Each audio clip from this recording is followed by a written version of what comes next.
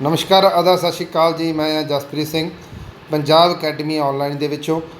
ਅੱਜ ਆਪਣੀ ਪੋਲਿਟੀ ਜਿਹੜੀ ਸਟਾਰਟ ਹੋਈ ਸੀ ਉਸ ਨੂੰ ਰੈਗੂਲਰ ਕਰਾਂਗੇ। ਕਾਫੀ ਟਾਈਮ ਹੋ ਗਿਆ ਜਿਹੜੀ ਹੈਗੀ ਆ ਅਪਲੋਡ ਨਹੀਂ ਹੋਈਆਂ ਕਲਾਸਾਂ ਜਿਹੜੀਆਂ ਹੈਗੀਆਂ ਆਪਣੇ YouTube ਚੈਨਲ ਦੇ ਉੱਤੇ, ਅਤੇ ਬਹੁਤ ਸਾਰੇ ਸਟੂਡੈਂਟ ਵੇਟ ਕਰ ਰਹੇ ਸੀ। ਫੋਨ ਵੀ ਆਏ ਕਿ ਜਿਹੜੀਆਂ ਹੈਗੀਆਂ ਕਲਾਸਾਂ ਨੂੰ ਅਪਡੇਟ ਕੀਤਾ ਜਾਵੇ। ਤਾਂ ਕੋਸ਼ਿਸ਼ ਹੈ ਕਿ ਇਸ ਤੋਂ ਬਾਅਦ ਜਿਹੜਾ ਹੈਗਾ ਰੈਗੂਲਰਿਟੀ ਜਿਹੜੀ ਹੈਗੀ ਕਲਾਸਾਂ ਆਪਣੀਆਂ ਆਉਂਦੀਆਂ ਰਹਿਣਗੀਆਂ ਜਿਹੜੇ ਸਬਜੈਕਟ ਨੇ। ਅਤੇ ਐਨਟੀਟੀ ਦਾ ਮੋਸਟਲੀ ਆਪਾਂ ਦੁਬਾਰਾ ਜਿਹੜੀ ਹੈਗੀ ਆ ਨਿਊ ਵਰਜ਼ਨ ਦੇ ਨਾਲ ਜਿੰਨਾ ਵੀ ਡਾਟਾ ਜਿਹੜਾ ਹੈਗਾ ਨਵਾਂ ਐਡ ਕੀਤਾ ਗਿਆ ਉਸ ਦੇ ਹਿਸਾਬ ਨਾਲ ਆਪਾਂ ਨਵੀਆਂ ਵੀਡੀਓ ਵੀ ਲੈ ਕੇ ਆਵਾਂਗੇ। ਤਾਂ ਉਹਨਾਂ ਨੂੰ ਜਿਹੜੇ ਐਨਟੀਟੀ ਦੇ ਅਧਿਆਪਕ ਨੇ ਜਿਹੜੇ ਸਾਹਿਬਾਨ ਤਿਆਰੀ ਕਰ ਰਹੇ ਨੇ ਉਹਨਾਂ ਦੇ ਲਈ ਜਿਹੜੀ ਹੈਗੀ ਆ ਇਸ ਚੀਜ਼ ਦਾ ਬੈਨੀਫਿਟ ਜ਼ਰੂਰ ਮਿਲੂਗਾ। ਤਾਂ ਉਹ ਚੀਜ਼ਾਂ ਨੂੰ ਆਪਾਂ ਇੰਪਲੀਮੈਂਟ ਜ਼ਰੂਰ ਕਰਾਂਗੇ। ਤਾਂ ਆਸ ਹੈ ਕਿ ਇਸ ਤੋਂ ਬਾਅਦ ਜਿੰਨੀਆਂ ਵੀ ਹੈਗੀਆਂ ਨੇ ਵੀਡੀਓ ਆਪਣੀਆਂ ਰੈਗੂਲਰਿਟੀ ਬੇਸ 'ਤੇ ਜ਼ਰੂਰ ਹੋਣਗੀਆਂ। ਤਾਂ ਵੱਧਦੇ ਹਾਂ ਆਪਣੇ ਸੈਸ਼ਨ ਦੇ ਵੱਲ। ਪੋਲਿਟੀ ਦੇ ਜਿੰਨੇ ਵੀ ਇਹ ਜਿਹੜੀ ਕਲਾਸ ਹੈ ਇਹ ਮੇਨਲੀ ਜਿਹੜਾ ਹੈਗਾ ਜੀ ਐਨਟੀਟੀ ਬੈਚ ਦੇ ਜਿੰਨੇ ਵੀ ਪੰਜਾਬ ਦੇ ਵਿੱਚ ਜਿੰਨੇ ਵੀ ਗੌਰਮੈਂਟ ਐਗਜ਼ਾਮ ਨਿਕਲਦੇ ਆ ਉਹਨਾਂ ਲਈ ਸਫੀਸ਼ੈਂਟ ਹੋਊਗੀ। ਅਤੇ ਪੰਜਾਬੀ ਦੇ ਵਿੱਚ ਜਿਹੜੀ ਹੈਗੀ ਹੈ ਕੋਸ਼ਿਸ਼ ਕੀਤੀ ਹੈ ਕਿ ਪੰਜਾਬੀ ਦੇ ਵਿੱਚ ਜਿਹੜਾ ਹੈਗਾ ਸੈਸ਼ਨ ਨੂੰ ਰੱਖਿਆ ਜਾਵੇ। ਤੁਸੀਂ ਦੇਖ ਸਕਦੇ ਹੋ ਜਿਹੜੀ ਮੇਰੇ ਅੱਗੇ PDF ਪਈ ਆ ਉਹ ਪੰਜਾਬੀ ਅਤੇ ਹਿੰਦੀ ਦੇ ਵਿੱਚ, ਪੰਜਾਬੀ ਅਤੇ ਇੰਗਲਿਸ਼ ਦੇ ਵਿੱਚ ਜਿਹੜਾ ਹੈਗਾ ਦੋਨਾਂ ਦੇ ਵਿੱਚ ਹੈਗੀ ਆ, ਸਫੀਸ਼ੈਂਟ ਹੈ। ਅਤੇ ਇੱਦਾਂ ਹੀ ਜਿਹੜਾ ਹੈਗਾ ਆਪਣਾ ਸਾਰਾ ਟੌਪਿਕ ਹੈ ਜਿਹੜਾ ਆਪਾਂ ਉਸ ਨੂੰ ਕਵਰ ਕਰਾਂਗੇ। ਆਪਾਂ ਜ਼ੀਰੋ ਲੈਵਲ ਤੋਂ ਜਿਹੜਾ ਹੈਗਾ ਪੋਲਿਟੀ ਸਟਾਰਟ ਕੀਤੀ ਸੀ, ਕਿੱਦਾਂ ਪੋਲਿਟੀ ਦਾ ਆਪਾਂ ਦੇਖਿਆ ਸੀਗਾ, ਕਿਹੜੀਆਂ ਚੀਜ਼ਾਂ ਹੁੰਦੀਆਂ ਨੇ। ਠੀਕ ਹੈ ਜੀ। ਭਾਰਤੀ ਸੰਵਿਧਾਨ ਕੀ ਹੁੰਦਾ ਹੈਗਾ, ਭਾਰਤੀ ਸੰਵਿਧਾਨ ਦੇ ਵਿੱਚ ਕਿਹੜੀਆਂ ਚੀਜ਼ਾਂ ਇੰਪਲੀਮੈਂਟ ਹੁੰਦੀਆਂ ਨੇ, ਕਿਹੜੀਆਂ ਸਰਕਾਰ ਦੇ ਹੱਥ ਹੁੰਦੀਆਂ ਨੇ, ਕਿਹੜੀਆਂ ਭਾਰਤੀ ਸੰਵਿਧਾਨ ਦੇ ਹੱਥ ਹੁੰਦੀਆਂ ਨੇ। ਤਾਂ ਇੱਦਾਂ ਸਾਰਾ ਸੈਸ਼ਨ ਜਿਹੜਾ ਹੈਗਾ ਆਪਾਂ ਪਹਿਲੀ ਵੀਡੀਓ ਦੇ ਵਿੱਚ 40 ਤੋਂ 45 ਮਿੰਟਾਂ ਦੀ ਉਹ ਵੀਡੀਓ ਬਣੀ ਸੀਗੀ, ਉਹਦੇ ਵਿੱਚ ਆਪਾਂ ਡਿਸਕਸ ਕੀਤਾ ਸੀਗਾ। ਤਾਂ ਜਿਨ੍ਹਾਂ ਨੇ ਉਹ ਵੀਡੀਓ ਨੂੰ ਨਹੀਂ ਦੇਖਿਆ ਤਾਂ ਉਸ ਨੂੰ ਪਲੀਜ਼ ਦੇਖ ਲੈਣ ਤਾਂ ਕਿ ਜੋ ਅਗਲੀ ਵੀਡੀਓ ਤੁਹਾਡੇ ਫੇਰ ਹੀ ਸਮਝ ਆਵੇਗੀ। ਤਾਂ ਮੇਨਲੀ ਜਿਹੜਾ ਹੈਗਾ ਪੰਜਾਬ ਪੁਲਿਸ ਦਾ ਜਿਹੜਾ ਐਗਜ਼ਾਮ ਨਿਕਲਿਆ ਹੋਇਆ ਉਹਦੇ ਵਾਸਤੇ ਜਿਹੜੀ ਹੈਗੀ ਹੈ ਸਭ ਤੋਂ ਸਫੀਸ਼ੈਂਟ ਹੋਊਗੀ ਵੀਡੀਓ, ਕਿਉਂਕਿ ਕੱਲਾ ਆਰਟੀਕਲ ਆਪਾਂ ਡਿਸਕਰਾਈਬ ਕਰਾਂਗੇ, ਕੱਲੀ ਚੀਜ਼ ਨੂੰ ਜਿਹੜਾ ਹੈਗਾ ਡਿਸਕਰਾਈਬ ਆਪਾਂ ਜ਼ਰੂਰ ਕਰਾਂਗੇ। ਇਹ ਹੈ ਵੀ ਪੰਜਾਬ ਪੁਲਿਸ ਦੇ ਜਿੰਨੇ ਵੀ ਪੋਸਟਾਂ ਨੇ, ਹੈੱਡ ਕਾਂਸਟੇਬਲ ਹੋ ਗਿਆ, ਠੀਕ ਹੈ, ਕਾਂਸਟੇਬਲ ਹੋ ਗਿਆ ਅਤੇ SI ਹੋ ਗਿਆ, ਉਹਨਾਂ ਵਾਸਤੇ ਜਿਹੜੀ ਹੈਗੀ ਆ ਬਹੁਤ ਹੀ ਬੈਨੀਫਿਟ ਰਹਿਣ ਵਾਲੀ ਵੀਡੀਓ ਹੈ। ਅਤੇ ਦੇਖਦੇ ਹਾਂ ਕਿ ਉਸ ਤੋਂ ਬਾਅਦ ਜਿਹੜਾ ਉਹਨਾਂ ਟੌਪਿਕਾਂ ਦੇ ਵਿੱਚ ਕਵਰ ਕੀਤਾ ਹੋਇਆ ਉਹੀ ਟੌਪਿਕ ਜਿਹੜੇ ਹੈਗੇ ਆਪਾਂ ਕਵਰ ਕਰਵਾਵਾਂਗੇ। ਠੀਕ ਹੈ। ਪਹਿਲਾਂ ਜਿਹੜੇ ਪੰਜਾਬ ਪੁਲਿਸ ਦੇ ਜਿੰਨੇ ਵੀ ਟੌਪਿਕ ਦਿੱਤੇ ਹੋਏ ਉਹ ਹੈੱਡ ਕਾਂਸਟੇਬਲ ਦਾ ਹੋਵੇ, ਭਾਵੇਂ ਦੀ ਕਾਂਸਟੇਬਲ ਦਾ ਹੋਵੇ, SI ਦਾ ਹੋਵੇ। SI ਅਤੇ ਹੈੱਡ ਕਾਂਸਟੇਬਲ ਦਾ ਸੇਮ ਹੀ ਹੈ। ਅਤੇ ਉਹ ਟੌਪਿਕ ਜਿਹੜੇ ਹੈਗੇ ਇਸ ਤੋਂ ਬਾਅਦ ਜਿਹੜੇ ਹੈਗੇ ਕਵਰ ਅਪ ਕੱਲੇ ਉਹੀ ਟੌਪਿਕ ਜਿਹੜੇ ਉਹਨਾਂ ਨੇ ਲਿਖੇ ਉਹ ਕਵਰ ਅਪ ਜ਼ਰੂਰ ਕਰਵਾਏ ਜਾਣਗੇ ਅਤੇ ਸਿਰਫ ਉਹ ਪੰਜਾਬੀ ਭਾਸ਼ਾ ਦੇ ਵਿੱਚ ਹੀ ਹੋਣਗੇ। ਵੱਧਦੇ ਆਪਣੇ ਸੈਸ਼ਨ ਦੇ ਵੱਲ। ਆਪਾਂ ਇਸ ਤੋਂ ਪਹਿਲਾਂ ਕੀਤਾ ਸੀਗਾ ਕਿ ਭਾਰਤੀ ਸੰਵਿਧਾਨ ਦੇ ਆਪਾਂ ਜਿਹੜੇ ਹੈਗੇ ਪਾਰਟ ਕਰ ਰਹੇ ਸੀ। ਠੀਕ ਹੈ ਨਾ, 22 ਪਾਰਟ ਨੇ, ਕੱਲਾ ਜਿਹੜਾ ਪਾਰਟ ਆਪਾਂ ਡਿਸਕਰਾਈਬ ਕਰਨਾ ਸੀਗਾ। ਅਤੇ ਮੈਂ ਇਹ ਕਹਿੰਦਾ ਵੀ ਪੰਜਾਬ ਪੁਲਿਸ ਦੇ ਵਾਸਤੇ ਜਿਹੜੇ 4 ਪਾਰਟ ਨੇ, ਠੀਕ ਹੈ ਨਾ, ਜਿਹੜੇ ਆਪਣੇ ਪੜ੍ਹਨੇ ਆ 4 ਪਾਰਟ ਨੇ। 4th A ਪਾਰਟ ਹੈ ਜੀ, ਠੀਕ ਹੈ। ਚੌਥਾ ਪਾਰਟ ਹੈ ਇੱਕ, ਉੱਥੋਂ ਤੱਕ ਹੀ ਕਰਨੇ ਨੇ। ਪਹਿਲਾ ਪਾਰਟ ਆਪਾਂ ਕਰ ਲਿਆ, ਦੂਸਰਾ ਸਿਟੀਜ਼ਨ 'ਤੇ ਹੈ, ਤੀਸਰਾ ਫੰਡਾਮੈਂਟਲ ਰਾਈਟ 'ਤੇ ਹੈ, ਚੌਥਾ ਜਿਹੜਾ ਹੈਗਾ DPSP director principal state policy 'ਤੇ ਹੈ, 4th A ਜਿਹੜਾ ਹੈਗਾ ਉਹ ਕੀ ਹੈ, ਫੰਡਾਮੈਂਟਲ ਰਾਈਟ 'ਤੇ ਹੈ। ਦੇਖੋ ਮੇਨ ਜਿਹੜਾ ਹੈਗਾ ਪੰਜਾਬ ਪੁਲਿਸ ਕਾਂਸਟੇਬਲ ਲਈ ਇੱਥੋਂ ਤੱਕ ਜਿਹੜਾ ਪੜ੍ਹਨਾ, ਪੰਜਾਬ ਪੁਲਿਸ SI ਤੱਕ ਵੀ ਤੁਸੀਂ ਇੱਥੋਂ ਤੱਕ ਹੀ ਕਵਰ ਕਰੋਗੇ। ਬਟ ਜਿਹੜੇ ਉਹਨਾਂ ਦੇ ਟੌਪਿਕ ਨੇ ਉਹ ਅਲੱਗ ਨੇ, ਉਸ ਦੇ ਹਿਸਾਬ ਨਾਲ ਬਾਕੀ ਆਪਾਂ ਕਵਰ ਕਰਾਂਗੇ। ਠੀਕ ਹੈ ਜੀ। ਤਾਂ ਇਸ ਨੂੰ ਵਧਿਆ ਸਟਾਰਟ ਕਰੋ ਆਪਣੇ ਸੈਸ਼ਨ ਨੂੰ ਕਿ ਪਾਰਟ 2 ਦੇ ਵਿੱਚ ਕੀ ਹੈ ਕਿ ਸਿਟੀਜ਼ਨਸ਼ਿਪ ਨਾਗਰਿਕਤਾ ਦੇ ਨਾਲ ਗੱਲ ਕੀਤੀ ਗਈ ਹੈ ਕਿ ਭਾਰਤ ਦੇ ਵਿੱਚ ਨਾਗਰਿਕਤਾ ਜਿਹੜੀ ਮਿਲਦੀ ਹੈ, ਭਾਰਤ ਦੀ ਜਿਹੜੀ ਇੰਡੀਅਨ ਦੀ ਨਾਗਰਿਕਤਾ ਜਿਹੜੀ ਹੈਗੀ ਹੈ ਉਹ ਕਿਹੜੀਆਂ ਚੀਜ਼ਾਂ 'ਤੇ ਇੰਪਲੀਮੈਂਟ ਹੁੰਦੀ ਹੈ। ਇਹ ਜਿਹੜਾ ਸੋਰਸ ਸੀਗਾ ਪਾਰਟ 2 ਦਾ ਸੋਰਸ ਸੀ ਉਹ ਬ੍ਰਿਟੇਨ ਤੋਂ ਲੈਤਾ ਗਿਆ ਸੀਗਾ। ਤਾਂ ਉੱਪਰ ਲਿਖਿਆ ਹੋਇਆ ਸਾਰਾ ਕਿ ਪਹਿਲੀ ਗੱਲ ਹੈ ਸਿਟੀਜ਼ਨ ਪਾਰਟ 2 ਡੀਲ ਕਿਹਨੂੰ ਕਰਦਾ, ਸਿਟੀਜ਼ਨ ਨੂੰ ਕਰਦਾ, ਕਿਹਨੂੰ ਕਰਦਾ, ਨਾਗਰਿਕਤਾ ਨੂੰ ਕਰਦਾ। ਇਹ ਜਿਹੜਾ ਸੋਰਸ ਹੈ ਇਹ ਸੋਰਸ ਕਿੱਥੋਂ ਲਿਆ ਗਿਆ ਸੀਗਾ, ਇਹ ਸੋਰਸ ਲੈਤਾ ਗਿਆ ਸੀਗਾ ਬ੍ਰਿਟੇਨ ਤੋਂ। ਠੀਕ ਹੈ ਜੀ। ਇਹ ਸੋਰਸ ਕਿੱਥੋਂ ਲੈਤਾ ਗਿਆ ਸੀਗਾ, ਬ੍ਰਿਟੇਨ ਦੇ ਵਿੱਚੋਂ। ਅਤੇ ਇਹਦਾ ਜਿਹੜਾ ਆਰਟੀਕਲ ਹੈ ਉਹ ਕਿੱਥੋਂ ਤੋਂ ਲੈ ਕੇ ਕਿੱਥੋਂ ਤੱਕ ਹੈ, ਇਹਦਾ ਆਰਟੀਕਲ 5 ਤੋਂ ਲੈ ਕੇ 11 ਤੱਕ ਆਪਾਂ ਇਹਦੇ ਆਰਟੀਕਲ ਜਿਹੜੇ ਹੈਗੇ ਆ ਪੜ੍ਹਾਂਗੇ। ਕੱਲਾ ਕੱਲਾ ਆਰਟੀਕਲ ਨੂੰ ਡਿਸਕ੍ਰਾਈਬ ਵੀ ਆਪਾਂ ਕਰਾਂਗੇ। ਉਸ ਤੋਂ ਬਾਅਦ ਪੁੱਛ ਜਾਂਦੇ ਆ ਵੀ ਇੰਡੀਆ ਦੇ ਵਿੱਚ ਕਿਹੜੀ ਸਿਟੀਜ਼ਨਸ਼ਿਪ ਮਿਲਦੀ ਹੈ, ਤਾਂ ਇੰਡੀਆ ਦੇ ਵਿੱਚ ਕਿਹੜੀ ਮਿਲਦੀ ਹੈ ਜੀ, ਸਿੰਗਲ ਸਿਟੀਜ਼ਨਸ਼ਿਪ ਆਪਾਂ ਕਿਤੇ ਵੀ ਲੈ ਸਕਦੇ ਹਾਂ। ਆਪਾਂ ਨੂੰ ਵੋਟ ਪਾਉਣ ਦਾ ਅਧਿਕਾਰ, ਆਪਾਂ ਇੱਕ ਵੋਟ ਹੀ ਸਿੰਗਲ ਆਪਾਂ ਰੱਖ ਸਕਦੇ ਹਾਂ। ਇਹ ਨਹੀਂ ਹੈਗਾ ਵੀ ਪੰਜਾਬ ਦੇ ਵਿੱਚ ਵੀ ਰਹਿੰਦਾ ਅਤੇ ਹਰਿਆਣੇ ਦੇ ਵਿੱਚ ਵੀ ਰਹਿੰਦਾ ਬੰਦਾ, ਹਰਿਆਣੇ ਦੇ ਵਿੱਚ ਵੀ ਵੋਟ ਪਾ ਰਿਹਾ ਅਤੇ ਪੰਜਾਬ ਦੇ ਵਿੱਚ ਵੀ ਵੋਟ ਪਾ ਰਿਹਾ, ਤਾਂ ਫਿਰ ਉਹ ਤਾਂ ਡਬਲ ਹੋ ਗਿਆ ਕੰਮ। ਇੱਦਾਂ ਦਾ ਨਹੀਂ ਹੈ। ਜੇਕਰ ਤੁਸੀਂ ਆਪਣਾ ਵੋਟ ਪਾਉਣ ਦਾ ਅਧਿਕਾਰ ਰੱਖਦੇ ਹੋ, ਉਹ ਸਿਰਫ ਇੱਕ ਸਟੇਟ ਦਾ ਹੀ ਹੋਵੇਗਾ। ਤੁਸੀਂ ਕਿਤੇ ਮਰਜ਼ੀ ਪਾ ਸਕਦੇ ਹੋ। ਪੂਰੀ ਜਿਹੜਾ ਹੈਗਾ ਇੱਕ ਸਟੇਟ ਦੇ ਵਿੱਚ, ਤੁਸੀਂ ਇੱਕ ਸਟੇਟ ਤੋਂ ਦੂਸਰੀ ਸਟੇਟ ਦੇ ਵਿੱਚ ਜਾਣਾ, ਤੁਹਾਨੂੰ ਆਪਣੀ ਵੋਟ ਦਾ ਜਿਹੜਾ ਅਧਿਕਾਰ ਆ ਉੱਥੋਂ ਖਤਮ ਕਰਕੇ ਦੂਸਰੀ ਥਾਂ 'ਤੇ ਵੋਟ ਦਾ ਅਧਿਕਾਰ ਵੀ ਬਣਾਉਣਾ ਪੈਂਦਾ ਗਾ। ਕਹਿਣ ਦਾ ਮਤਲਬ ਕੀ ਹੈ, ਜੇ ਤੱਕ ਦੂਸਰੀ ਥਾਵਾਂ 'ਤੇ ਤੁਸੀਂ ਪੰਜਾਬ ਦੀ ਸਿਟੀਜ਼ਨਸ਼ਿਪ ਲੈਣੀ ਹੈ ਤਾਂ ਤੁਹਾਨੂੰ ਹਰਿਆਣੇ ਦੀ ਸਿਟੀਜ਼ਨਸ਼ਿਪ 'ਤੇ ਅਸਤੀਫਾ ਦੇਣਾ ਪਵੇਗਾ, ਹੈ ਨਾ। ਇੱਦਾਂ ਦੀਆਂ ਚੀਜ਼ਾਂ ਨੇ। ਉਸ ਤੋਂ ਬਾਅਦ ਹੈ ਕਿ ਆਰਟੀਕਲ 5ਵਾਂ ਕੀ ਕਹਿੰਦਾ ਹੈਗਾ। ਆਰਟੀਕਲ 5 ਕੀ ਹੈ, ਅਨੁਛੇਦ 5ਵਾਂ ਕਹਿੰਦਾ ਹੈ ਕਿ ਭਾਰਤੀ ਸੰਵਿਧਾਨ ਜਿਹੜਾ ਹੈਗਾ, ਸੰਵਿਧਾਨ ਦੇ ਆਧਾਰ ਦੇ ਉੱਪਰ ਨਾਗਰਿਕਤਾ ਦਿੱਤੀ ਜਾਂਦੀ ਹੈ। ਕਈ ਚੀਜ਼ਾਂ ਇਹਨਾਂ ਦੀਆਂ ਹੁੰਦੀਆਂ ਨੇ ਜਿਹੜੀਆਂ ਕੀ ਹੈ, ਸੰਵਿਧਾਨ ਦੇ ਆਧਾਰ 'ਤੇ ਕੀ ਕਰਦੀਆਂ ਨੇ, ਸਿਟੀਜ਼ਨਸ਼ਿਪ ਮਿਲਦੀਆਂ ਨੇ। ਸਿਟੀਜ਼ਨਸ਼ਿਪ ਐਟ ਦੀ ਕੰਸੈਂਟਮੈਂਟ, ਠੀਕ ਹੈ ਜੀ। ਭਾਰਤੀ ਸੰਵਿਧਾਨ ਦੇ ਆਧਾਰ 'ਤੇ ਉੱਪਰ ਕੀ ਕਰਨਾ, ਨਾਗਰਿਕਤਾ ਮਿਲਣਾ। ਆਰਟੀਕਲ 6ਵਾਂ ਕੀ ਕਹਿੰਦਾ ਹੈ ਕਿ person migrate to India from Pakistan. ਕਹਿੰਦਾ ਵੀ ਇੱਦਾਂ ਦੇ ਲੋਕ, ਜੋ ਲੋਕ ਪਾਕਿਸਤਾਨ ਤੋਂ ਭਾਰਤ ਆਏ, ਇਹ ਗੱਲ ਹੈ ਵੀ 1948 ਤੱਕ ਦਾ ਜਿਹੜਾ ਆਪਣਾ ਵਾਕਫ ਹੋਇਆ ਸੀ, ਉਦੋਂ ਦੀ ਗੱਲ ਹੈ। ਕਹਿੰਦੇ ਵੀ ਜਦੋਂ ਜਿਹੜੇ ਇੱਦਾਂ ਦੇ ਲੋਕ ਸੀਗੇ, ਜੋ ਲੋਕ ਪਹਿਲਾਂ ਪਾਕਿਸਤਾਨ ਰਹਿੰਦੇ ਸੀ, ਭਾਰਤ ਆ ਗਏ ਸੀਗੇ, ਉਹਨਾਂ ਨੂੰ ਆਰਟੀਕਲ 6 ਦੇ ਆਧਾਰ 'ਤੇ ਕੀ ਕੀਤਾ ਜਾਊਗਾ, ਭਾਰਤ ਦੀ ਨਾਗਰਿਕਤਾ ਦਿੱਤੀ ਜਾਵੇਗੀ। ਠੀਕ ਹੈ ਜੀ।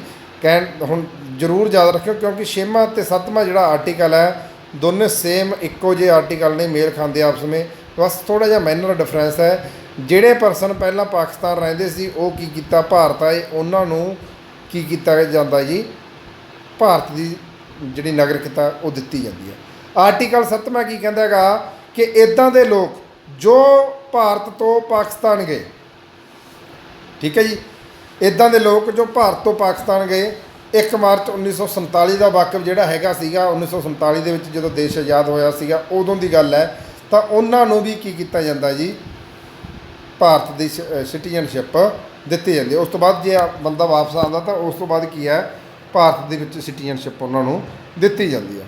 ਉਸ ਤੋਂ ਬਾਅਦ ਆਰਟੀਕਲ 8ਵਾਂ ਆਰਟੀਕਲ ਕੀ ਕਹਿੰਦਾ ਹੈ, peoples of India origin, PIOS, peoples of India origin. ਕਹਿਣ ਦਾ ਮਤਲਬ ਕੀ ਹੈ, ਇੱਦਾਂ ਦੇ ਲੋਕ ਜਿਨ੍ਹਾਂ ਦਾ ਜਨਮ ਭਾਰਤ ਦੇ ਵਿੱਚ ਹੋਇਆ ਪਰ ਉਹ ਦੂਸਰੇ ਦੇਸ਼ ਦੇ ਨਿਵਾਸੀ ਨੇ, ਤਾਂ ਉਹਨਾਂ ਨੂੰ ਵੀ ਕੀ ਕੀਤਾ ਜਾਂਦਾ ਜੀ, ਭਾਰਤ ਦੀ ਨਾਗਰਿਕਤਾ ਜਿਹੜਾ ਹੈਗੀ ਹੈ, ਉਹ ਵੀ ਆਪਣਾ ਹੱਕ ਰੱਖਦੇ ਨੇ। ਭਾਰਤ ਦੀ ਨਾਗਰਿਕਤਾ ਉਹਨਾਂ ਨੂੰ ਵੀ ਜਿਹੜੀ ਹੈਗੀ ਹੈ ਮਿਲ ਸਕਦੀ ਹੈ। ਜਿਵੇਂ ਮੈਂ ਤੁਹਾਨੂੰ ਦੇਖੋ ਐਗਜ਼ਾਮਪਲ ਦੇ ਵਿੱਚ ਇਹਦੇ ਵਿੱਚ ਦੱਸਿਆ ਵੀ ਹੋਇਆ ਕਿ ਜਿਹੜੀ ਸੁਨੀਤਾ ਵਿਲੀਅਮ ਸੀਗੀ, ਠੀਕ ਹੈ, ਉਹਦੇ ਜਿਹੜੇ ਉਹਦਾ ਜਿਹੜਾ ਜਨਮ ਹੈ ਉਹ ਇੱਥੇ ਹੋਇਆ ਸੀ, ਪਰ ਉਹਦੇ ਮਾਤਾ ਪਿਤਾ ਜਿਹੜੇ ਹੈਗੇ ਹੋਰ ਦੇਸ਼ ਦੇ ਸੀਗੇ, ਤਾਂ ਉਹਨਾਂ ਨੂੰ ਵੀ ਕੀ ਕੀਤਾ ਜਾਂਦਾ ਸੀਗਾ,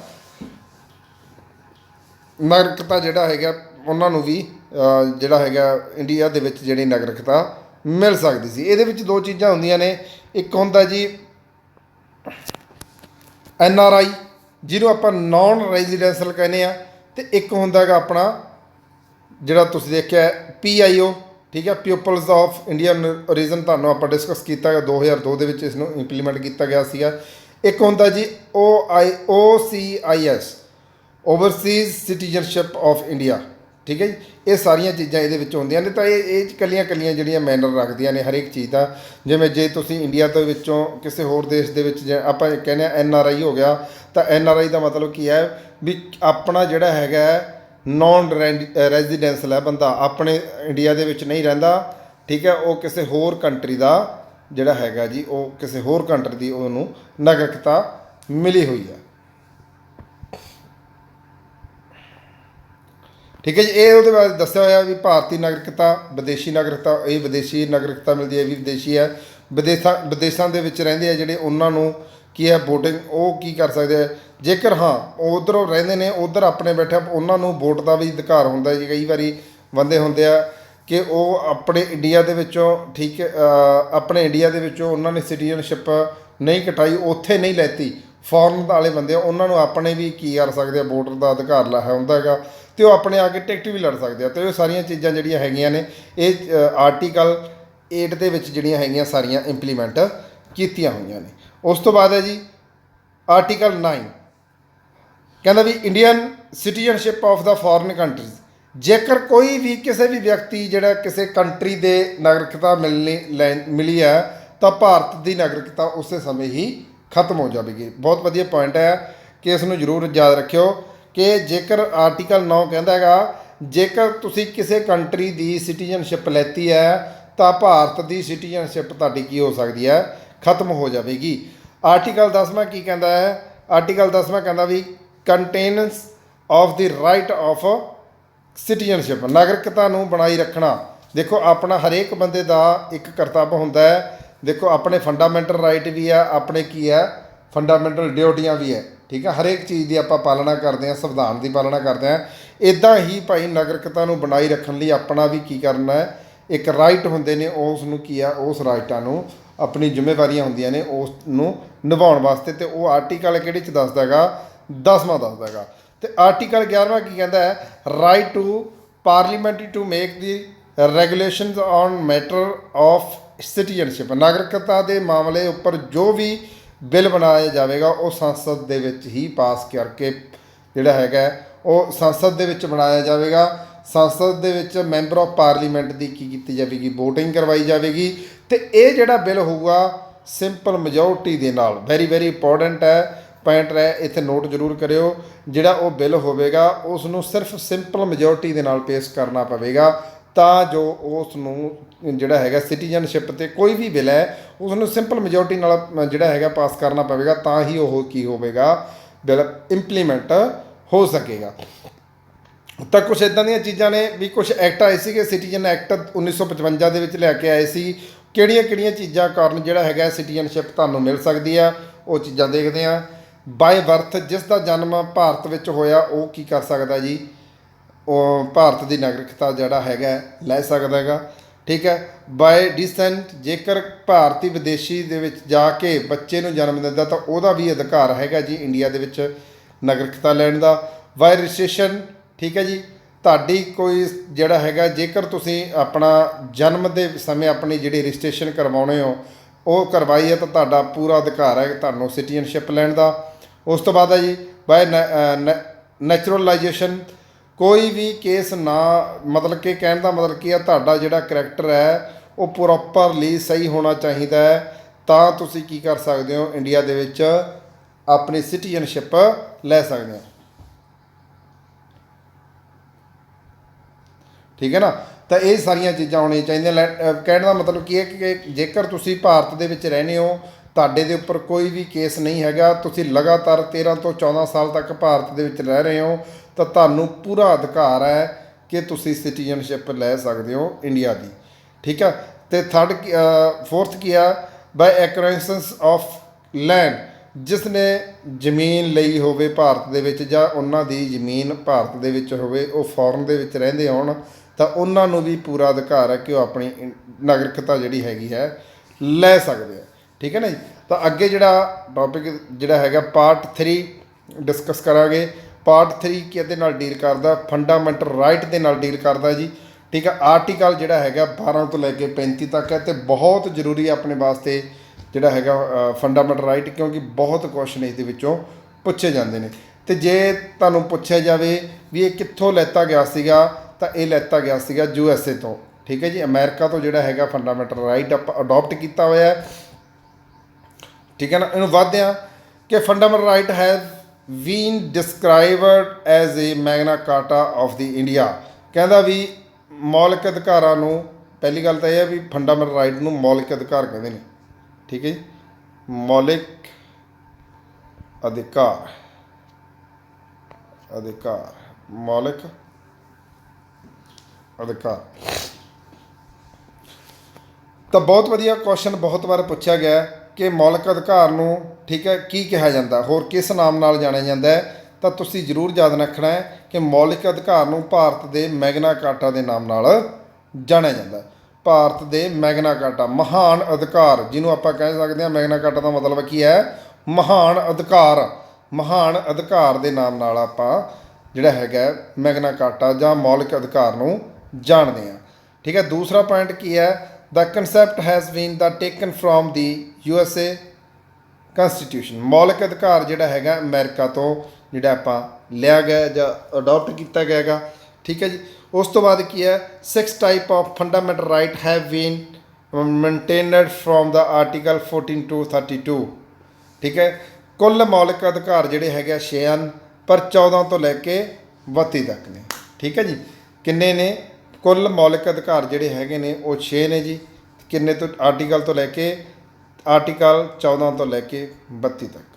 ਹੁਣ 6 ਦੇ 6 ਆਪਾਂ ਕਿਹੜੇ ਕਿਹੜੇ ਨੇ ਉਹ ਦੇਖ ਲੈਂਦੇ ਹਾਂ। ਆਰਟੀਕਲ 14 ਤੋਂ ਲੈ ਕੇ 18 ਤੱਕ ਰਾਈਟ ਟੂ ਇਕੁਐਲਿਟੀ, ਸਮਾਨਤਾ ਦਾ ਅਧਿਕਾਰ। ਠੀਕ ਹੈ ਨਾ। ਤਾਂ ਆਹ ਚੀਜ਼ਾਂ ਨੂੰ ਜ਼ਰੂਰ ਯਾਦ ਰੱਖਿਓ। ਮੈਂ ਜ਼ੂਮ ਵੀ ਕਰ ਦਿੰਦਾ ਹੈਗਾ ਇਸ ਚੀਜ਼ ਨੂੰ, ਕਿਉਂਕਿ ਇਹ ਚੀਜ਼ਾਂ ਬਹੁਤ ਜ਼ਰੂਰੀ ਨੇ। ਜੇਕਰ ਤੁਹਾਡੇ ਕਈ ਵਾਰੀ ਬੰਦੇ ਨੂੰ ਆਰਟੀਕਲ ਪੂਰੇ ਯਾਦ ਨਹੀਂ ਰਹਿੰਦੇ ਤਾਂ ਤੁਸੀਂ ਇੱਥੋਂ ਸ਼ਾਰਟਲੀ ਜਿਹੜੇ ਹੈਗੇ ਆ ਆਹ ਆਰਟੀਕਲ ਜਿਹੜੇ ਹੈਗੇ ਆ ਯਾਦ ਕਰ ਸਕਦੇ ਹੋ ਵੀ 14 ਤੋਂ ਲੈ ਕੇ 18 ਤੱਕ ਕਿਹਦੀ ਗੱਲ ਕੀਤੀ ਜਾਊਗੀ, ਤੁਹਾਡੇ ਸਮਾਨ ਦੀ ਗੱਲ ਕੀਤੀ ਜਾਊਗੀ, ਆਪਣੇ ਅਧਿਕਾਰ ਦੀ। ਆਪਣਾ ਸਮਾਨਤਾ ਦਾ ਅਧਿਕਾਰ, ਆਪਣੇ ਅਧਿਕਾਰ ਹੈ। ਆਪਾਂ ਕਿਤੇ ਮਰਜ਼ੀ ਜਾ ਸਕਦੇ ਹਾਂ, ਕਿਤੇ ਮਰਜ਼ੀ ਬਹਿ ਸਕਦੇ ਹਾਂ, ਕੁਛ ਮਰਜ਼ੀ ਬੋਲ ਸਕਦੇ ਹਾਂ, ਇਹ ਆਪਣਾ ਅਧਿਕਾਰ ਹੈ। ਠੀਕ ਹੈ ਨਾ। ਤਾਂ ਇਹ 14 ਇਹਦੀ ਗੱਲ ਕੀਤੀ ਜਾਊਗੀ 14 ਤੋਂ ਲੈ ਕੇ 18 ਤੱਕ ਦੀ। ਤਾਂ ਆਰਟੀਕਲ 14 ਤੋਂ ਲੈ ਕੇ 18 ਕੀ ਕਹਿੰਦਾ ਹੈ, ਰਾਈਟ ਟੂ ਇਕੁਐਲਿਟੀ, ਸਮਾਨਤਾ ਦਾ ਅਧਿਕਾਰ ਜਿਹੜਾ ਹੈਗਾ ਤੁਹਾਨੂੰ ਹੋਣਾ ਚਾਹੀਦਾ ਹੈਗਾ।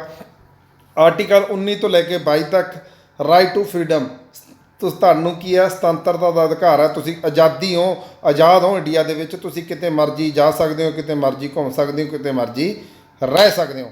ਇਹ ਇਕੱਲਾ ਇਕੱਲਾ ਆਪਾਂ ਡਿਸਕ੍ਰਾਈਬ ਕਰਾਂਗੇ, ਟੈਨਸ਼ਨ ਨਾ ਲਓ। ਇਕੱਲਾ ਇਕੱਲੇ ਨੂੰ ਆਪਾਂ ਕੀ ਹੈ ਐਕਸਪਲੇਨ ਕਰਨਾ ਹੈ।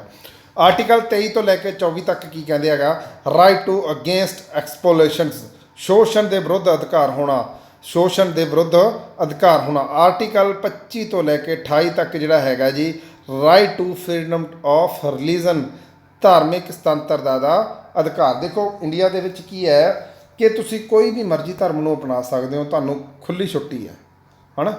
ਤਾਂ ਉਹ ਆਰਟੀਕਲ 25 ਤੋਂ ਲੈ ਕੇ 28 ਤੱਕ ਕਿਹਾ ਹੋਇਆ ਹੈ ਕਿ ਤੁਹਾਨੂੰ ਕੋਈ ਜ਼ਬਰਦਸਤੀ ਜਿਹੜਾ ਹੈਗਾ ਧਰਮ ਨਹੀਂ ਅਪਣਾ ਸਕਦਾ। ਤੁਹਾਨੂੰ ਧਰਮ ਦੀ ਜਿਹੜੀ ਹੈਗੀ ਆ ਸੁਤੰਤਰਤਾ ਹੈ, ਤੁਹਾਨੂੰ ਧਰਮ ਦੀ ਆਜ਼ਾਦੀ ਹੈ। ਕਿਤੇ ਮਰਜ਼ੀ ਤੁਸੀਂ ਕੀ ਕਰ ਸਕਦੇ ਹੋ, ਆਜ਼ਾਦ ਹੋ ਤੁਸੀਂ, ਕਿਤੇ ਮਰਜ਼ੀ ਜਿਹੜੀ ਹੈਗੀ ਆ ਇਸ ਨੂੰ ਲੈ ਸਕਦੇ ਹੋ, ਧਰਮ ਅਪਣਾ ਸਕਦੇ ਹੋ। ਆਰਟੀਕਲ 29 ਤੋਂ ਲੈ ਕੇ 30 ਤੱਕ ਕੀ ਕਹਿੰਦਾ ਹੈ, culture and education right, Sanskrit ਅਤੇ ਸਿੱਖਿਆ ਦਾ ਅਧਿਕਾਰ ਜਿਹੜਾ ਤੁਹਾਨੂੰ ਹੋਣਾ ਚਾਹੀਦਾ ਹੈ। ਉਹ ਆਰਟੀਕਲ ਕਿੰਨਾ ਦੱਸੂਗਾ, 29 ਤੋਂ ਲੈ ਕੇ 30 ਤੱਕ। ਆਰਟੀਕਲ 32 ਰਾਈਟ ਟੂ ਕੰਸਟੀਟਿਊਸ਼ਨਲ ਰਿਮੈਂਡਸ, ਠੀਕ ਹੈ, ਸੰਵਿਧਾਨ ਦੇ ਉਪਚਾਰਾਂ ਦਾ ਅਧਿਕਾਰ, ਜਿਹਨੂੰ ਆਪਾਂ ਕਹਿ ਦਿੰਦੇ ਹਾਂ ਰਿਟ, ਜਿਹਨੂੰ ਆਪਾਂ ਕਹਿ ਦਿੰਦੇ ਹਾਂ ਰਿਟ। ਕੱਲੀਆਂ ਕੱਲੀਆਂ ਰਿਟਾਂ ਵੀ ਆਪਾਂ ਡਿਸਕਸ ਕਰਾਂਗੇ, ਕਿੰਨੀਆਂ ਰਿਟਾਂ ਨੇ ਉਹ ਆਪਾਂ ਅੱਗੇ ਸੈਸ਼ਨ ਦੇ ਵਿੱਚ ਦੇਖਾਂਗੇ। ਕੱਲੀ ਕੱਲੀ ਰਿਟ ਜਿਹੜਾ ਬਹੁਤ ਇੰਪੋਰਟੈਂਟ ਹੈ ਵੈਸੇ 32 ਜਿਹੜਾ ਹੈਗਾ, ਤਾਂ ਕੱਲੀ ਕੱਲੀ ਰਿਟ ਜਿਹੜੀ ਹੈਗੀ ਆਪਾਂ ਜ਼ਰੂਰ ਦੇਖਾਂਗੇ। ਇਹ ਜਿਹੜੇ ਆਪਣੇ 6 ਟਾਈਪ ਦੇ ਫੰਡਾਮੈਂਟਲ ਰਾਈਟ ਸੀਗੇ। ਅੱਗੇ ਦੇਖਦੇ ਹਾਂ, ਕੱਲੇ ਕੱਲੇ ਨੂੰ ਆਪਾਂ ਡਿਸਕ੍ਰਾਈਬ ਕਰਦੇ ਹਾਂ। ਸਭ ਤੋਂ ਪਹਿਲਾਂ ਜੀ ਜ਼ੂਮਿੰਗ ਘਟਾ ਲਈ ਆਪੀ ਥੋੜ੍ਹੀ ਜੀ। ਸਭ ਤੋਂ ਪਹਿਲਾਂ ਕਿ ਰਾਈਟ ਟੂ ਇਕੁਐਲਿਟੀ, ਸਮਾਨਤਾ ਦਾ ਅਧਿਕਾਰ। ਠੀਕ ਹੈ। ਆਰਟੀਕਲ 14 ਤੋਂ ਲੈ ਕੇ ਆਪਾਂ 18 ਤੱਕ ਗੱਲ ਕੀਤੀ ਸੀ। ਆਰਟੀਕਲ 14 ਕੀ ਕਹਿੰਦਾ ਹੈ, ਇਕੁਐਲਿਟੀ ਬਿਫੋਰ ਦੀ ਲਾਅ, ਸੰਵਿਧਾਨ ਕਹਿੰਦਾ ਸਭ ਦੇ ਲਈ ਇੱਕ ਹੈ। ਠੀਕ ਹੈ ਨਾ। ਭਾਵੇਂ ਉਹ ਰਾਸ਼ਟਰਪਤੀ ਹੈ, ਭਾਵੇਂ ਉਹ ਇੱਕ ਆਮ ਪਰਸਨ ਹੈ ਜੋ ਪਿੰਡਾਂ ਦੇ ਵਿੱਚ ਰਹਿੰਦੇ ਆ, ਭਾਵੇਂ ਦੀ ਉਹ ਇੱਕ ਮਜ਼ਦੂਰ ਹੈ, ਭਾਵੇਂ ਦੀ ਉਹ ਇੱਕ CM ਹੈ, ਭਾਵੇਂ ਦੀ ਉਹ ਇੱਕ PM ਹੈ, ਭਾਵੇਂ ਦੀ ਉਹ ਰਾਸ਼ਟਰਪਤੀ ਹੈ। ਕਹਿੰਦਾ ਵੀ ਸੰਵਿਧਾਨ ਸਾਰਿਆਂ ਦੇ ਲਈ ਇੱਕ ਹੋਵੇਗਾ। ਹੁਣ ਮੈਂ ਤੁਹਾਨੂੰ ਪੰਜਾਬੀ 'ਚ ਜ਼ਿਆਦਾਤਰ ਦੱਸ ਦਿੰਦਾ ਵੀ ਕੀ ਚੱਕਰ ਹੁੰਦਾ ਇਹ, ਕਿ ਕਹਿੰਦਾ ਵੀ ਚਲੋ ਆਪਾਂ ਪੜ੍ਹ ਲੈਂਦੇ ਹਾਂ। The constitution provides that the states not deny any person equality before the law or equality protection of the law within the territory of India। ਕਹਿੰਦਾ ਰਾਜ ਸਰਕਾਰ ਜਾਂ ਜਿਹੜਾ ਸੰਵਿਧਾਨ ਹੈ ਉਹ ਸਾਰਿਆਂ ਲਈ ਇੱਕ ਕਿਵੇਂ ਹੈ, ਕਿਸੇ ਵੀ ਵਿਅਕਤੀ ਨੂੰ ਸੁਰੱਖਿਆ ਦਾ ਪ੍ਰਦਾਨ ਵੀ ਕਰ ਸਕਦਾ ਹੈ। ਕਹਿਣ ਦਾ ਮਤਲਬ ਕੀ ਹੈ, ਇੱਕ ਪ੍ਰੈਜ਼ੀਡੈਂਟ ਦੇ ਅੱਗੇ ਪਿੱਛੇ ਭਾਵੇਂ ਦੀ ਸਿਕਿਉਰਿਟੀ ਹੁੰਦੀ ਹੈ, ਠੀਕ ਹੈ ਜੀ, ਉਹ ਸਿਕਿਉਰਿਟੀ ਉਹਦੇ ਪਦ ਦੇ ਆਧਾਰ 'ਤੇ ਦਿੱਤੀ ਜਾਂਦੀ ਹੈ, ਪਰ ਇੱਕ ਆਮ ਪਰਸਨ ਵੀ ਕੀ ਕਰ ਸਕਦਾ, ਸਿਕਿਉਰਿਟੀ ਲੈ ਸਕਦਾ ਗਾ। ਠੀਕ ਹੈ ਨਾ। ਜੇਕਰ ਤੁਹਾਨੂੰ ਕੋਈ ਕਿਸੇ ਨਾ ਕਿਸੇ ਚੀਜ਼ ਤੋਂ ਜਾਂ ਕਿਸੇ ਨਾ ਕਿਸੇ ਬੰਦੇ ਤੋਂ ਖਤਰਾ ਹੈਗਾ ਗਾ ਤਾਂ ਤੁਹਾਡੀ ਸੰਵਿਧਾਨ ਵੀ ਰੱਖਿਆ ਕਰੂਗਾ, ਤੁਹਾਨੂੰ ਸਿਕਿਉਰਿਟੀ ਜਿਹੜੀ ਹੈਗੀ ਹੈ ਪ੍ਰੋਵਾਈਡ ਕਰਵਾਈ ਜਾਵੇਗੀ। ਤਾਂ ਇਹੀ ਚੀਜ਼ ਦੱਸਦਾ ਆਰਟੀਕਲ 14 ਕਿ ਸੰਵਿਧਾਨ ਸਭ ਦੇ ਲਈ ਇੱਕ ਹੈ। ਜੇਕਰ ਤੁਹਾਨੂੰ ਕਿਸੇ ਚੀਜ਼ ਦੀ ਜ਼ਰੂਰਤ ਪੈਂਦੀ ਹੈ ਤਾਂ ਤੁਹਾਨੂੰ ਉਸ ਚੀਜ਼ ਨੂੰ ਅਵੇਲੇਬਲ ਵੀ ਕਰਵਾਇਆ ਜਾਊਗਾ, ਜਿਵੇਂ ਕਿ ਸਿਕਿਉਰਿਟੀ ਜਾਂ ਤੁਹਾਨੂੰ ਕੋਈ ਇੱਦਾਂ ਦੀ ਪ੍ਰੋਬਲਮ ਕ੍ਰੀਏਟ ਹੁੰਦੀ ਹੈ ਜਿਹਦੇ ਕਾਰਨ ਤੁਹਾਨੂੰ ਖਤਰਾ ਹੈ ਕਿਸੇ ਚੀਜ਼ ਨੂੰ ਜਾਣ ਦਾ ਖਤਰਾ ਹੈ ਤੁਹਾਨੂੰ, ਤਾਂ ਉਹ ਤੁਹਾਨੂੰ ਸੰਵਿਧਾਨ ਦੇ ਵਿੱਚ ਤੁਸੀਂ ਕੀ ਕਰੋਗੇ, ਆਰਟੀਕਲ 14 ਦੇ ਵਿੱਚ ਲਿਖਿਆ ਹੋਇਆ ਹੈ ਕਿ ਤੁਸੀਂ ਵੀ ਕੀ ਕਰ ਸਕਦੇ ਹੋ, ਆਪਣੀ ਜਿਹੜੀ ਹੈਗੀ ਹੈ ਸੇਫਟੀ ਵਾਸਤੇ ਤੁਸੀਂ ਪ੍ਰੋਟੈਕਸ਼ਨ ਲੈ ਸਕਦੇ ਹੋ। ਠੀਕ ਹੈ ਜੀ। ਅਤੇ ਇਹ ਆਰਟੀਕਲ ਕਿਹਦੇ ਵਿੱਚ ਦੱਸਿਆ ਹੋਇਆ, ਤੁਸੀਂ ਸਿਰਫ ਯਾਦ ਕੀ ਰੱਖਣਾ ਹੈ, ਇੰਨਾ ਪੁਆਇੰਟ। ਠੀਕ ਹੈ, ਯਾਦ ਰੱਖਣਾ ਹੈ ਸੰਵਿਧਾਨ ਸਭ ਦੇ ਲਈ ਇੱਕ ਹੈ ਜਾਂ ਠੀਕ ਹੈ, ਇੰਨਾ ਪੁਆਇੰਟ ਸਿਰਫ ਇਕੁਐਲਿਟੀ ਬਿਫੋਰ ਦੀ ਲਾ। ਠੀਕ ਹੈ, ਕਿਹੜੇ ਆਰਟੀਕਲ ਦੇ ਵਿੱਚ ਆਉਂਦਾ ਹੈਗਾ, ਆਰਟੀਕਲ 14 ਦੇ ਵਿੱਚ ਆਉਂਦਾ। ਜੇ ਤੁਹਾਨੂੰ ਪੁੱਛਿਆ ਜਾਵੇ ਰਾਈਟ ਟੂ ਇਕੁਐਲਿਟੀ, ਠੀਕ ਹੈ ਨਾ, ਰਾਈਟ ਟੂ ਇਕੁਐਲਿਟੀ ਕਿਹੜੇ ਆਰਟੀਕਲਾਂ ਵਿੱਚ ਆਉਂਦਾ ਹੈ, ਫਿਰ ਤੁਸੀਂ ਦੱਸੋਗੇ 14 ਤੋਂ ਲੈ ਕੇ 18 ਤੱਕ ਦੇ ਵਿੱਚ ਆਉਂਦਾ ਹੈਗਾ। ਦੋਨਾਂ ਦੇ ਵਿੱਚ ਫਰਕ ਜ਼ਰੂਰ ਹੈ। ਉਹਦੇ ਵਿੱਚ ਉਹ ਗੱਲ ਕਰੂਗਾ ਰਾਈਟ ਟੂ ਇਕੁਐਲਿਟੀ ਦੀ, ਸਮਾਨਤਾ ਦੇ ਅਧਿਕਾਰ ਦੀ। ਠੀਕ ਹੈ ਨਾ। ਜੇ ਇਹ ਗੱਲ ਕਰੂਗਾ ਇਕੁਐਲਿਟੀ ਬਿਫੋਰ ਦੀ ਲਾ, ਸੰਵਿਧਾਨ ਸਾਰਿਆਂ ਲਈ ਇੱਕ ਹੈ, ਇਹ ਇਸ ਚੀਜ਼ ਦੀ ਗੱਲ ਕਰੂਗਾ। ਅਤੇ ਇਸ ਚੀਜ਼ਾਂ ਨੂੰ ਦੋਨਾਂ ਨੂੰ ਜ਼ਰੂਰ ਇਸ ਹਿਸਾਬ ਨਾਲ ਯਾਦ ਰੱਖਣਾ ਗਾ। ਦੂਸਰਾ ਕੀ ਹੈ, ਆਰਟੀਕਲ 15। ਠੀਕ ਹੈ, 14 ਆਪਣਾ ਹੋ ਗਿਆ। ਆਰਟੀਕਲ 15 ਕੀ ਹੈ, ਕਹਿੰਦਾ ਵੀ ਕੋਈ ਵੀ ਪ੍ਰੋਹਿਬਿਸ਼ਨ ਆਫ ਦਾ ਡਿਸਕ੍ਰਿਮੀਨੇਸ਼ਨਸ ਔਰ ਗਰਾਊਂਡ ਔਰ ਰਿਲੀਜਨ, ਰੇਸ, ਕਾਸਟ, ਸੈਕਸ ਔਰ ਪਲੇਸ ਆਫ ਦੀ ਬਰਥ, ਧਰਮ, ਵੰਸ਼, ਜਾਤੀ, ਲਿੰਗ ਜਾਂ ਜਨਮ ਸਥਾਨ 'ਤੇ ਮਤਭੇਦ ਦਾ ਵਿਰੋਧ ਨਹੀਂ ਹੋਵੇਗਾ। ਠੀਕ ਹੈ ਨਾ। ਤੁਹਾਨੂੰ ਕੋਈ ਵੀ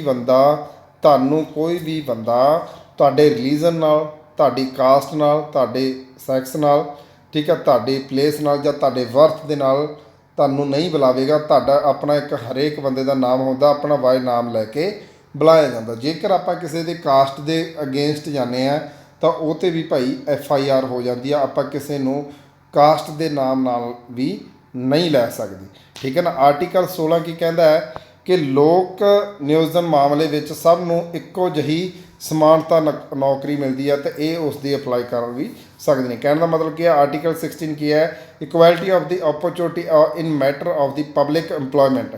ਹਾਂ, ਜੇਕਰ ਹੁਣ ਦੇਖੋ ਗੱਲ ਹੈ, ਆਪਾਂ ਇਸ ਨੂੰ ਡਿਸਕਸ ਕਰ ਲੈਂਦੇ ਹਾਂ। ਜੇਕਰ ਪੰਜਾਬ ਪੁਲਿਸ ਦੇ ਵਿੱਚ 4300 ਪੋਸਟਾਂ ਨਿਕਲੀਆਂ ਨੇ ਤਾਂ ਹਰੇਕ ਬੰਦੇ ਨੂੰ ਅਧਿਕਾਰ ਆ ਭਾਈ, ਹਰੇਕ ਕੈਟਾਗਰੀ ਦੇ ਇਨਸਾਨ ਨੂੰ ਅਧਿਕਾਰ ਹੈ ਵੀ ਉਹ ਕੀ ਕਰ ਸਕਦਾ ਹੈ, ਉਸ ਨੂੰ ਅਪਲਾਈ ਕਰ ਸਕਦਾ ਹੈ। ਹਰੇਕ ਕੈਟਾਗਰੀ ਦੀ ਪੋਸਟਾਂ ਦੀ, ਜਰਨਲ ਦੀ, SC ST ਦੀ ਜਿਹੜੀ ਹੈਗੀ ਹੈ ਅਲੱਗ-ਅਲੱਗ ਵੰਡ ਕੀਤੀ ਜਾਂਦੀ ਹੈ, ਤਾਂ ਉਹ ਉਸ ਦੇ ਹਿਸਾਬ ਦੇ ਨਾਲ ਕੀ ਕਰ ਸਕਦੇ ਆ, ਪੋਸਟਾਂ ਨੂੰ ਫਿਲ ਕਰ ਸਕਦੇ ਆ। ਠੀਕ ਹੈ ਨਾ ਜੀ। ਇਹ ਸਾਰੀਆਂ ਚੀਜ਼ਾਂ ਆਰਟੀਕਲ ਕਿਹੜੇ ਦੇ ਵਿੱਚ ਦੱਸਿਆ ਹੋਇਆ, ਆਰਟੀਕਲ 16 ਦੇ ਵਿੱਚ ਦੱਸਿਆ ਹੋਇਆ ਕਿ ਤੁਹਾਡਾ ਅਧਿਕਾਰ ਹੈ ਹਰ ਇੱਕ ਬੰਦੇ ਦਾ ਜੋ ਇੰਡੀਆ ਦੇ ਵਿੱਚ ਰਹਿੰਦਾ ਹੈ, ਤਾਂ ਉਹ ਕੀ ਕਰ ਸਕਦਾ ਹੈ, ਉਸ ਪੋਸਟਾਂ ਨੂੰ ਫਿਲ ਕਰ ਸਕਦਾ। ਉਹਨਾਂ ਦੀ ਫੁੱਲਫਿਲ ਕੰਡੀਸ਼ਨ ਜੇਕਰ ਪੂਰੀ ਕਰਦੇ ਹੋ ਤਾਂ ਉਸ ਨੂੰ ਤੁਸੀਂ ਪੂਰਾ ਕਰ ਸਕਦੇ ਹੋ। ਆਰਟੀਕਲ 17 ਕੀ ਕਹਿੰਦਾ ਹੈ, ਆਰਟੀਕਲ 17 ਕਹਿੰਦਾ ਹੈ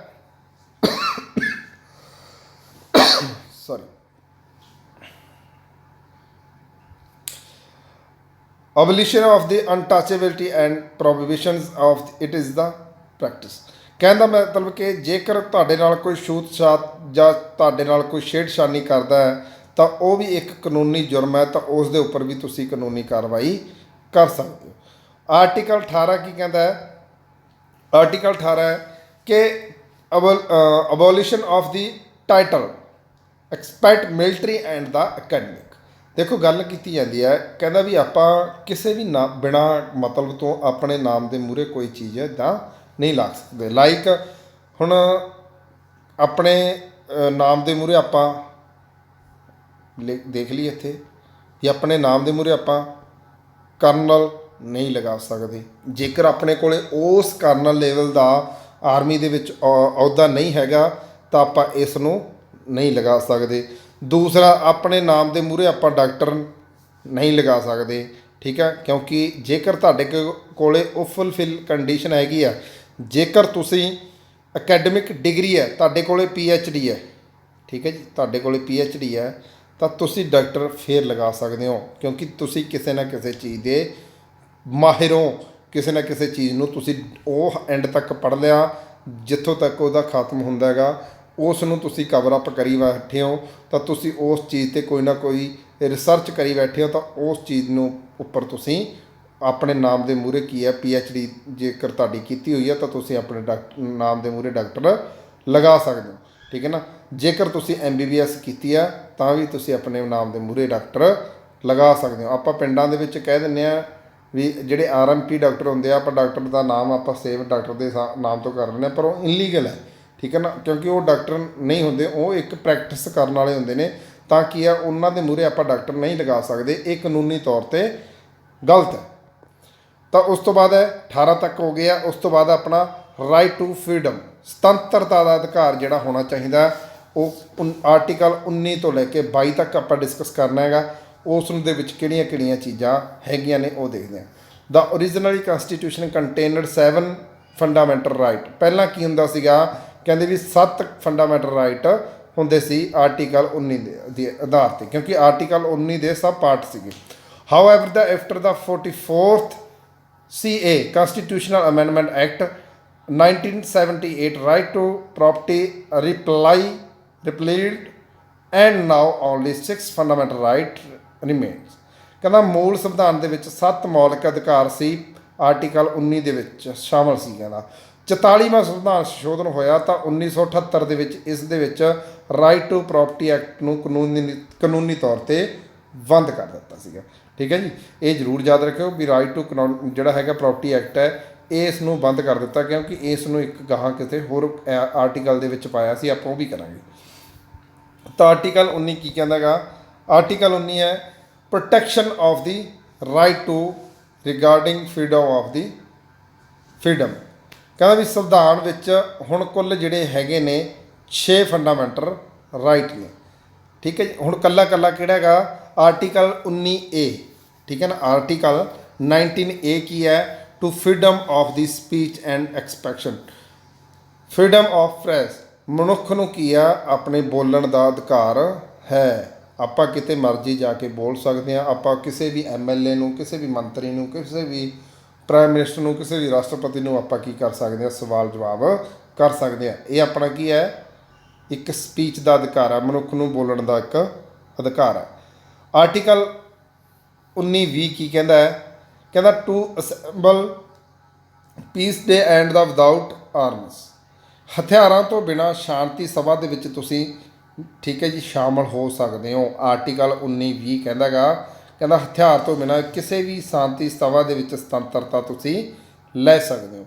ਆਰਟੀਕਲ 19C ਕੀ ਹੈ ਕਿ ਸੰਗਠਨ ਸਭਾ ਅਤੇ ਸਰਕਾਰੀ ਸਮਿਤੀਆਂ ਨੂੰ ਸੰਗਠਨ ਕਰਨ ਦੀ ਸੁਤੰਤਰਤਾ। ਕਹਿੰਦਾ ਟੂ ਫਰੋਮ ਐਸੋਸੀਏਸ਼ਨਸ ਔਰ ਯੂਨੀਅਨਸ ਔਰ ਕਾਰਪੋਰੇਟਿਵ ਸੁਸਾਇਟੀ, ਤੁਹਾਨੂੰ ਕਿਸੇ ਵੀ ਕਾਰਪੋਰੇਟਿਵ ਸੁਸਾਇਟੀ ਜਾਂ ਕੋਈ ਵੀ ਸੰਗਠਨ ਜਾਂ ਕੋਈ ਵੀ ਸਭਾ ਬਣਾਉਣ ਦਾ ਅਧਿਕਾਰ ਹੈਗਾ, ਉਹ ਤੁਸੀਂ ਉਹ ਕੀ ਹੈ ਬਣਾ ਸਕਦੇ ਹੋ।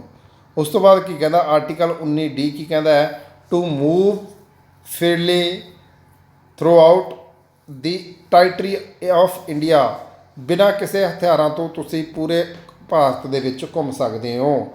ਜੇਕਰ ਤੁਹਾਡੇ ਕੋਲ ਹਥਿਆਰ ਹੈ, ਤੁਸੀਂ UT ਦੇ ਵਿੱਚ ਵੀ ਨਹੀਂ ਐਂਟਰ ਕਰ ਸਕਦੇ, ਕਿਉਂਕਿ ਇਹ ਆਪਾਂ ਨੂੰ ਅਧਿਕਾਰ ਨਹੀਂ ਹੈਗਾ ਕਿ ਆਪਾਂ ਖੁੱਲ੍ਹੇਆਮ ਘੁੰਮੀਏ, ਠੀਕ ਹੈ ਨਾ। ਕਿਸੇ ਨੂੰ ਵੀ ਨਹੀਂ ਹੈਗਾ ਅਧਿਕਾਰ ਇਹ ਕਿ ਆਪਾਂ ਹਥਿਆਰਾਂ ਦੇ ਨਾਲ ਪੂਰੇ ਭਾਰਤ ਦੇ ਵਿੱਚ ਘੁੰਮ ਜਾਵਾਂਗੇ, ਇੰਪੋਸੀਬਲ ਹੈ, ਠੀਕ ਹੈ ਨਾ। ਬਕਾਇਦਾ ਡਿਫੈਂਸ ਕੋਲੇ ਹੁੰਦਾ, ਕਿਉਂਕਿ ਉਹ ਆਪਣੀ ਸੁਰੱਖਿਅਤ ਵਾਸਤੇ ਹੈ। ਉਸ ਤੋਂ ਬਾਅਦ article 19E to reside and the settle in any part of the territory of India. ਭਾਰਤ ਵਿੱਚ ਕਿਸੇ ਵੀ ਥਾਂ 'ਤੇ ਜਾ ਕੇ ਤੁਸੀਂ ਰਹਿ ਸਕਦੇ ਹੋ। ਪਹਿਲਾਂ ਕੀ ਸੀਗਾ ਕਿ ਜੰਮੂ ਐਂਡ ਕਸ਼ਮੀਰ ਦੇ ਵਿੱਚ ਨਹੀਂ ਰਿਹਾ ਜਾਂਦਾ ਸੀਗਾ, ਤਾਂ ਹੁਣ ਜੰਮੂ ਐਂਡ ਕਸ਼ਮੀਰ ਦੇ ਵਿੱਚ ਵੀ ਆਪਾਂ ਆਪਣੀ ਨਾਗਰਿਕਤਾ ਲੈ ਸਕਦੇ ਹਾਂ। ਆਰਟੀਕਲ 19E ਦੇ ਵਿੱਚ ਦੱਸਿਆ ਜਾਂਦਾ ਹੈ ਕਿ ਭਾਰਤੀ ਵਿੱਚ ਤੁਸੀਂ ਕਿਸੇ ਵੀ ਥਾਂ 'ਤੇ ਜਾ ਕੇ ਰਹਿ ਸਕਦੇ ਹੋ। ਹੁਣ ਇਹਨੂੰ ਕੱਟ ਦਿਓ ਵੀ, ਠੀਕ ਹੈ, ਕਿਉਂਕਿ ਇਹਦੇ ਵਿੱਚ ਵੀ ਹੁਣ ਜਿਹੜੀ ਹੈਗੀ ਨਾਗਰਿਕਤਾ ਮਿਲ ਜਾਂਦੀ ਹੈ। ਉਸ ਤੋਂ ਬਾਅਦ ਹੈ 19F, article 19F right to property, ਜਿਹੜਾ ਬੰਦ ਹੋਇਆ ਰਾਈਟ ਟੂ ਪ੍ਰੋਪਰਟੀ ਐਕਟ ਸੀਗਾ, ਇਹਨੂੰ ਬੰਦ ਕਰ ਦਿੱਤਾ ਜੀ। It is a legal right of 300 A, article 300 A ਜਿਹੜਾ ਹੈਗਾ, ਆਰਟੀਕਲ 300 ਏ ਦੇ ਵਿੱਚ ਜਿਹੜਾ ਹੈਗਾ ਇਹਨੂੰ ਪਾ ਦਿੱਤਾ ਸੀਗਾ। ਠੀਕ ਹੈ ਜੀ, ਆਰਟੀਕਲ 300 ਏ ਦੇ ਵਿੱਚ ਜਿਹੜਾ ਹੈਗਾ ਆਪਾਂ ਇਹਨੂੰ ਇੰਪਲੀਮੈਂਟ ਕਰ ਦਿੱਤਾ ਸੀਗਾ। ਜਿਹੜਾ ਆਪਣਾ ਆਰਟੀਕਲ 19 ਐਫ ਹੈ, ਵੈਸੇ ਇਹਨੂੰ ਬੰਦ ਕਰ ਦਿੱਤਾ। ਰਾਈਟ ਟੂ ਪ੍ਰੋਪਰਟੀ ਐਕਟ ਨੂੰ, ਇਹ ਰਾਈਟ, ਹੁਣ ਜੇ ਆਪਾਂ ਰਾਈਟ ਟੂ ਪ੍ਰੋਪਰਟੀ ਐਕਟ ਦੀ ਗੱਲ ਕਰਦੇ ਹਾਂ ਤਾਂ ਆਰਟੀਕਲ 300 ਏ ਦੇ ਵਿੱਚ ਆਪਾਂ ਇਹਨੂੰ ਜ਼ਰੂਰ ਦੇਖਦੇ ਹਾਂ। ਤਾਂ ਆਰਟੀਕਲ ਕੀ ਹੈ, ਇਸ ਨੂੰ ਸਮਾਪਤ ਕਰ ਦਿੱਤਾ ਸੀਗਾ ਅਤੇ ਇਹ ਜਿਹੜਾ ਆਰਟੀਕਲ ਹੈ ਆਰਟੀਕਲ 300 ਏ ਦੇ ਵਿੱਚ ਪਾ ਦਿੱਤਾ ਸੀਗਾ। ਆਰਟੀਕਲ 19 ਜੀ, to practice any profession or the any career on any occupation trade or business, ਤੁਸੀਂ ਕਿਤੇ ਵੀ ਜਾ ਕੇ ਆਪਣਾ ਬਿਜ਼ਨਸ ਜਾਂ ਆਪਣਾ ਕੋਈ ਵੀ ਕੰਮ ਚਲਵਾ ਸਕਦੇ ਹੋ। ਕਿਤੇ ਵੀ ਜਾ ਕੇ, ਪੂਰੇ ਭਾਰਤ ਦੀ ਗੱਲ ਹੋ ਰਹੀ ਹੈ, ਪੂਰੇ ਭਾਰਤ ਦੇ ਵਿੱਚ ਜਾ ਕੇ ਤੁਸੀਂ ਕਿਤੇ ਵੀ ਬਿਜ਼ਨਸ ਕਰ ਸਕਦੇ ਹੋ, ਕਿਤੇ ਵੀ ਰਹਿ ਸਕਦੇ ਹੋ, ਕਿਤੇ ਵੀ ਜਾ ਕੇ ਕੰਮ ਕਰ ਸਕਦੇ ਹੋ। ਤਾਂ ਇਹ ਜਿਹੜੇ ਰਾਈਟ ਸੀਗੇ ਆਰਟੀਕਲ ਦੇ 7 ਰਾਈਟ ਸੀਗੇ, ਵੈਸੇ ਆਪਾਂ 6 ਕਰਦੇ ਹਾਂ, ਮੈਂ ਤੁਹਾਨੂੰ 7 ਦੇ 7 ਕਰਾ ਦਿੱਤੇ ਆ। ਠੀਕ ਹੈ, ਕਿਉਂਕਿ ਮੈਂ ਉਹ 7ਵਾਂ ਵੀ ਵਿੱਚ ਕਰਵਾ ਦਿੱਤਾ ਜਿਹੜਾ ਬੰਦ ਹੋਇਆ ਸੀ ਰਾਈਟ ਟੂ ਪ੍ਰੋਪਰਟੀ ਐਕਟ ਵਾਲਾ। ਕਈ ਵਾਰੀ ਕਨਫਿਊਜ਼ਨ ਨਾ ਹੋ ਜਾਓ ਕਿ 19 ਐਫ ਜਿਹੜਾ ਹੈਗਾ ਕਰਵਾਇਆ ਕਿਉਂ ਨਹੀਂਗਾ। ਠੀਕ ਹੈ ਜੀ, ਤਾਂ ਉਹ ਲਿਖਿਆ ਵੀ ਹੋਇਆ। ਆਰਟੀਕਲ 20 ਕੀ ਕਹਿੰਦਾ ਹੈਗਾ, protection in respect in convention of the offence, ਅਪਰਾਧਾਂ ਦੇ ਲਈ ਦੋਸ਼ੀ ਦੀ ਸੰਧੀ ਸੰਬੰਧ। ਠੀਕ ਹੈ, 1998 ਦੇ ਵਿੱਚ ਇੱਕ ਇੱਦਾਂ ਦਾ ਇੱਕ ਕੰਮ ਹੋਇਆ ਸੀ ਕਿ ਮੈਂ ਲਿਖਿਆ ਵੀ ਹੋਇਆ, ਦੇਖੋ ਇੱਧਰ ਇਹ ਵਾਲਾ। ਠੀਕ ਹੈ, ਕਿ ਸਲਮਾਨ ਖਾਨ ਤੋਂ ਕਾਲਾ ਹਿਰਨ ਮਰ ਗਿਆ ਭਾਈ। ਸਲਮਾਨ ਖਾਨ ਤੋਂ ਜਦੋਂ ਕਾਲਾ ਹਿਰਨ ਮਰ ਗਿਆ, ਉਹਦੀ ਸਜ਼ਾ ਉਦੋਂ ਕੁਛ ਹੋਰ ਸੀ, ਆਉਂਦੀ 2015 ਦੇ ਵਿੱਚ ਕੁਛ ਉਹ ਹੋਰ ਹੋ ਗਈ। ਤਾਂ ਉਹ ਉਸ ਚੀਜ਼ ਨੂੰ ਕਾਫੀ ਮੈਟਰ ਹੋਇਆ, ਤਾਂ ਉਸ ਚੀਜ਼ ਬਾਰੇ ਆਪਾਂ ਗੱਲ ਕਰਾਂਗੇ, ਇਹ ਕਿਹੜੀਆਂ ਕਿਹੜੀਆਂ ਚੀਜ਼ਾਂ ਹੁੰਦੀਆਂ ਨੇ। ਤਾਂ ਆਰਟੀਕਲ ਦੇ ਸਬ ਪਾਰਟ ਜਿਹੜੇ ਹੈਗੇ ਨੇ, ਆਰਟੀਕਲ 20 ਦੇ ਜਿਹੜੇ ਸਬ ਪਾਰਟ ਨੇ, ਉਹ ਉਹਨਾਂ ਦੇ ਵਿੱਚ ਕੀ ਹੈ, ਐਕਸ ਪੋਸਟ ਇਫੈਕਟੋ, ਐਕਸ ਪੋਸਟ ਫੈਸਟੋ, ਇਹਨੂੰ ਕੀ ਕਹਿੰਦੇ ਆ, ਪ੍ਰਵਾਸੀ ਅਪਰਾਧ ਕਾਨੂੰਨ। ਠੀਕ ਹੈ ਜੀ, ਇਹ ਪਾਰਟ ਹੈ ਪ੍ਰਵਾਸੀ ਅਪਰਾਧ ਕਾਨੂੰਨ। ਦੂਸਰਾ ਕੀ ਹੁੰਦਾ ਹੈਗਾ, ਦੂਸਰਾ ਆਪਾਂ ਕਹਿੰਦਾ ਨੋ person shell B punished four ਦੀ ਸੇਮ ਆਫੈਂਸ ਮੋਰ ਦੈਨ ਦੀ ਵਨ। ਕਹਿੰਦਾ ਵੀ ਕਿਸੇ ਵੀ ਵਿਅਕਤੀ ਨੂੰ ਇੱਕ ਅਪਰਾਧ ਦੀ ਜਿਹੜੀ ਹੈਗੀ ਆ, ਇੱਕ ਅਪਰਾਧ ਦੀ ਹੀ ਇੱਕ ਤੋਂ ਵੱਧ ਸਜ਼ਾ ਨਹੀਂ ਦਿੱਤੀ ਜਾ ਸਕਦੀ। ਕਹਿੰਦਾ ਮਤਲਬ ਜੇ ਬੰਦੇ ਨੇ ਇੱਕ ਵਾਰੀ ਚੋਰੀ ਕਰ ਲਈ, ਬੰਦੇ ਨੇ 2 ਵਾਰੀ ਚੋਰੀ ਕਰ ਲਈ, ਬੰਦੇ ਨੇ 3 ਵਾਰੀ ਚੋਰੀ ਕਰ ਲਈ, ਬੰਦੇ ਨੇ 4 ਵਾਰੀ ਚੋਰੀ ਕਰ ਲਈ, ਉਹਨਾਂ 4 ਵਾਰੀ ਦਾ ਪਤਾ ਨਹੀਂ ਲੱਗਿਆ, ਅਤੇ ਜੇ ਬੰਦੇ ਨੇ 5ਵੀਂ ਚੋਰੀ ਕਰ ਲਈ, 5ਵੀਂ ਚੋਰੀ ਦੇ ਵਿੱਚ ਜਿਹੜਾ ਹੈਗਾ ਬੰਦਾ ਪਕੜਿਆ ਗਿਆ, ਫੜਿਆ ਗਿਆ, ਉਸ ਤੋਂ ਬਾਅਦ ਜੇਕਰ ਬੰਦੇ ਦੇ 4 ਚੋਰੀਆਂ ਦਾ ਵੀ ਪਤਾ ਲੱਗਦਾ, ਪਰ ਉਸ ਬੰਦੇ ਨੂੰ ਸਜ਼ਾ ਉਸ ਚੋਰੀ ਦੀ ਮਿਲੂਗੀ ਜਿਸ ਵਾਸਤੇ ਉਹ ਫੜਿਆ ਗਿਆ। ਇਸ ਦਾ ਮਤਲਬ ਇਹ ਹੈ, ਜ਼ਰੂਰ ਯਾਦ ਰੱਖਿਓ। ਤਾਂ ਇਹ ਕੀ ਸੀਗਾ ਕਿ ਜੇਕਰ ਬੰਦਾ ਇੱਕ ਗੁਨਾਹ ਦਾ, ਬੰਦੇ ਨੇ 4 ਗੁਨਾਹ ਕੀਤੇ ਨੇ, 5ਵੇਂ ਗੁਨਾਹ ਦੇ ਵਿੱਚ ਬੰਦਾ ਫੜਿਆ ਗਿਆ ਤਾਂ ਉਹਨੂੰ ਸਿਰਫ 5ਵੇਂ ਗੁਨਾਹ ਦੀ ਹੀ ਸਜ਼ਾ ਮਿਲੂਗੀ, ਨਾ ਕਿ ਉਸ 4 ਗੁਨਾਹਾਂ ਦੀ। ਉਸ ਤੋਂ ਬਾਅਦ ਹੈ no person accused of any offence shall be compiled to be a the witness against the himself. ਕਿਸੇ ਵੀ ਵਿਅਕਤੀ ਨੂੰ ਆਪਣੇ ਖਿਲਾਫ ਗਵਾਹੀ ਦੇਣ ਦਾ ਅਧਿਕਾਰ ਆਪਣੇ ਕੋਲੇ ਨਹੀਂ ਹੈਗਾ। ਤੁਸੀਂ ਨਹੀਂ ਦਵਾ ਸਕਦੇ ਕਿਸੇ ਵੀ ਵਿਅਕਤੀ ਨੂੰ, ਕੀ ਕਰ ਸਕਦੇ ਹੋ, ਆਪਣੇ ਅਗੇਂਸਟ ਜਿਹੜਾ ਆਪਣੇ ਖਿਲਾਫ ਜਿਹੜਾ ਗਵਾਹੀ ਨਹੀਂ ਦੇ ਸਕਦਾ। ਉਸ ਤੋਂ ਬਾਅਦ ਕੀ ਹੈ, article 21 very very important article ਨੇ ਇਹ ਤੋਂ ਬਾਅਦ ਵਾਲੇ, ਕਿ protection of the life and personal Liberty, ਪ੍ਰਮਾਣ ਅਤੇ ਦੈਹਿਕ ਸੁਤੰਤਰਤਾ ਦਾ ਅਧਿਕਾਰ ਜਿਹੜਾ ਹੈਗਾ, ਨਿੱਜੀ ਸੁਤੰਤਰਤਾ ਦਾ ਅਧਿਕਾਰ ਤੁਹਾਨੂੰ ਹੋਣਾ ਚਾਹੀਦਾ। ਹੁਣ ਮੈਂ ਤੁਹਾਨੂੰ ਥੋੜ੍ਹਾ ਜਿਹਾ ਇਹਨੂੰ ਐਗਜ਼ਾਮਪਲ ਦੇ ਹਿਸਾਬ ਨਾਲ ਸਮਝਾਉਣਾ ਹੈਗਾ। ਮੰਨ ਲਓ ਤੁਸੀਂ ਗੌਰਮੈਂਟ ਜੋਬ 'ਤੇ ਹੋ, ਤੁਹਾਨੂੰ ਲੀਵ ਚਾਹੀਦੀ ਹੈ। ਠੀਕ ਹੈ, ਛੁੱਟੀ ਚਾਹੀਦੀ ਹੈ। ਤੁਹਾਡਾ ਸੀਨੀਅਰ ਅਫਸਰ ਕਹੇ ਵੀ ਮੈਨੂੰ ਰੀਜ਼ਨ ਦੇ ਕੇ ਜਾਓ ਕਿ ਤੁਸੀਂ ਕਿਸ ਗੱਲ ਲਈ ਛੁੱਟੀ ਚਾਹੁੰਦੇ ਹੋ, ਕਿਸ ਗੱਲ ਲਈ ਤੁਸੀਂ ਲੀਵ ਚਾਹੁੰਦੇ ਹੋ, ਤਾਂ ਤੁਸੀਂ ਉੱਥੇ ਆਪਣੀ ਪਰਸਨਲ ਲਾਈਫ ਕਿਸੇ ਨੂੰ ਨਹੀਂ ਦੱਸ ਸਕਦੇ, ਜਿਹਨੂੰ ਕੀ ਕਹਿੰਦਾ ਹੈ, protection of life and the personal Liberty. ਤੁਸੀਂ ਆਪਣੀ ਮੈਡੀਕਲ ਛੁੱਟੀ ਵੀ ਉੱਥੇ ਦਿਖਾ ਸਕਦੇ ਹੋ, ਹੋਰ ਕੋਈ ਜਿਹੜੇ ਹੈਗੇ ਆ ਵੇ ਹੁੰਦੇ ਨੇ ਆਪਣੀ ਛੁੱਟੀ ਲੈਣ ਦੇ, ਪਰ ਆਪਣੇ ਪਰਸਨਲ ਪ੍ਰੋਬਲਮ ਉੱਥੇ ਨਹੀਂ ਦੱਸ ਸਕਦੇ। ਇਹ ਤੁਹਾਡਾ ਆਰਟੀਕਲ ਕਿਹੜੇ ਦੇ ਵਿੱਚ ਦੱਸਦਾ ਗਾ, ਆਰਟੀਕਲ 21 ਦੇ ਵਿੱਚ ਦੱਸਦਾ ਗਾ। Article 21A very very important, ਮੈਂ ਤੁਹਾਨੂੰ ਪਹਿਲਾਂ ਦੱਸ ਦਿੰਦਾ ਕਿ ਬਹੁਤ ਵਾਰ ਪੇਪਰ ਦੇ ਵਿੱਚ ਪੁੱਛਿਆ ਗਿਆ। ਰਾਈਟ ਟੂ ਐਜੂਕੇਸ਼ਨ, ਸਿੱਖਿਆ ਦਾ ਅਧਿਕਾਰ। ਠੀਕ ਹੈ ਜੀ, ਸਿੱਖਿਆ ਦਾ ਅਧਿਕਾਰ ਹੋਣਾ ਚਾਹੀਦਾ ਹੈ ਬੰਦੇ ਨੂੰ। ਇਹ ਜਿਹੜਾ ਹੈਗਾ ਰਾਈਟ ਟੂ ਐਜੂਕੇਸ਼ਨ ਇਹ ਕਦੋਂ ਐਡ ਕੀਤਾ ਗਿਆ ਸੀਗਾ ਕਹਿੰਦਾ ਵੀ the state shall be provide free and the compulsory education to all children of the 6 of the 14 year in such manner as the state many by the law determine 86th amendment act 2002 ਰਾਜ ਸਰਕਾਰ ਜਿਹੜੀ ਹੈਗੀ ਹੈ ਇਹਨੂੰ 6 ਤੋਂ ਲੈ ਕੇ 14 ਸਾਲ ਦੇ ਬੱਚੇ ਨੂੰ ਕੀ ਹੈ ਇੱਕ ਸਿੱਖਿਆ ਦਾ ਅਧਿਕਾਰ ਸਿੱਖਿਆ ਦਾ ਅਧਿਕਾਰ ਹੋਣਾ ਚਾਹੀਦਾ ਉਹ ਸਿੱਖਿਆ ਜਿਹੜੀ ਹੈਗੀ ਆ ਸਟੇਟ ਦੁਆਰਾ ਫਰੀ ਜਿਹੜੀ ਹੈਗੀ ਆ ਦਿੱਤੀ ਜਾਵੇਗੀ ਅਤੇ ਇਹ ਜਿਹੜੀ ਅਮੈਂਡਮੈਂਟ ਹੋਈ ਸੀ 86ਵਾਂ ਸੰਵਿਧਾਨ ਸੰਸ਼ੋਧਨ ਹੋਇਆ ਸੀ 2002 ਦੇ ਵਿੱਚ ਉਹਦੇ ਵਿੱਚ ਇਸ ਨੂੰ ਐਡ ਕੀਤਾ ਗਿਆ ਸੀ। ਮੈਂ ਦੁਬਾਰਾ ਦੱਸ ਰਿਹਾ ਕਿ ਆਰਟੀਕਲ 21 ਕੀ ਹੈ ਸਿੱਖਿਆ ਦਾ ਅਧਿਕਾਰ ਹੈ ਇਸ ਨੂੰ ਪੰਜਾਬ ਸਰਕਾਰ ਦੁਆਰਾ 86ਵਾਂ ਸੰਵਿਧਾਨ ਸੰਸ਼ੋਧਨ ਹੋਇਆ ਸੀ 2002 ਦੇ ਵਿੱਚ ਉਹਦੇ ਵਿੱਚ ਕੀ ਕੀਤਾ ਗਿਆ ਸੀ ਇਸ ਨੂੰ ਜੋੜਿਆ ਗਿਆ ਸੀਗਾ ਅਤੇ ਜੋੜਨ ਦੇ ਵਿੱਚ ਇਹ ਚੀਜ਼ ਜਿਹੜੀ ਕਹੀ ਗਈ ਸੀਗੇ ਕਿ 6 ਸਾਲ ਤੋਂ ਲੈ ਕੇ 14 ਸਾਲ ਦੇ ਬੱਚੇ ਨੂੰ ਕੀ ਹੈ ਸਿੱਖਿਆ ਦਾ ਅਧਿਕਾਰ ਜਿਹੜਾ ਹੈਗਾ ਫਰੀ ਦਿੱਤਾ ਜਾਵੇਗਾ ਅਤੇ ਇਸ ਨੂੰ ਜ਼ਰੂਰ ਯਾਦ ਰੱਖਿਓ।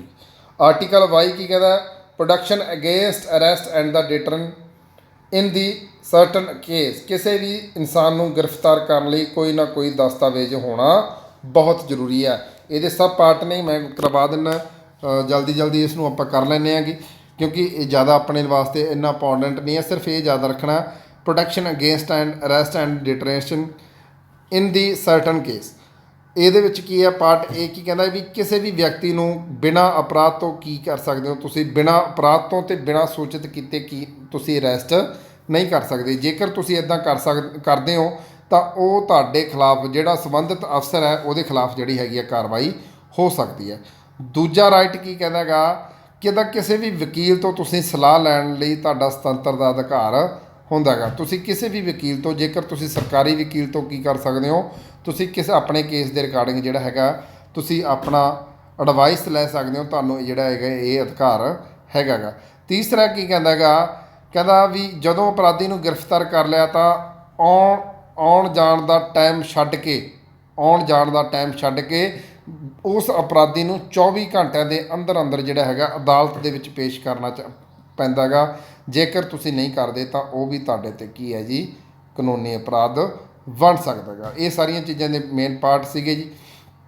ਉਸ ਤੋਂ ਬਾਅਦ ਜਿਹੜਾ ਆਪਾਂ ਅੱਗੇ ਕਰਨਾ ਗਾ ਰਾਈਟ ਟੂ ਐਕਸਪਲੋਸ਼ਨ ਸ਼ੋਸ਼ਣ ਵਿਰੁੱਧ ਅਧਿਕਾਰ ਕਰਨਾ ਗਾ 23 ਤੋਂ ਲੈ ਕੇ 24 ਤੱਕ ਹੈ ਛੋਟਾ ਹੀ ਹੈ ਜ਼ਿਆਦਾ ਵੱਡਾ ਨਹੀਂ ਹੈਗਾ।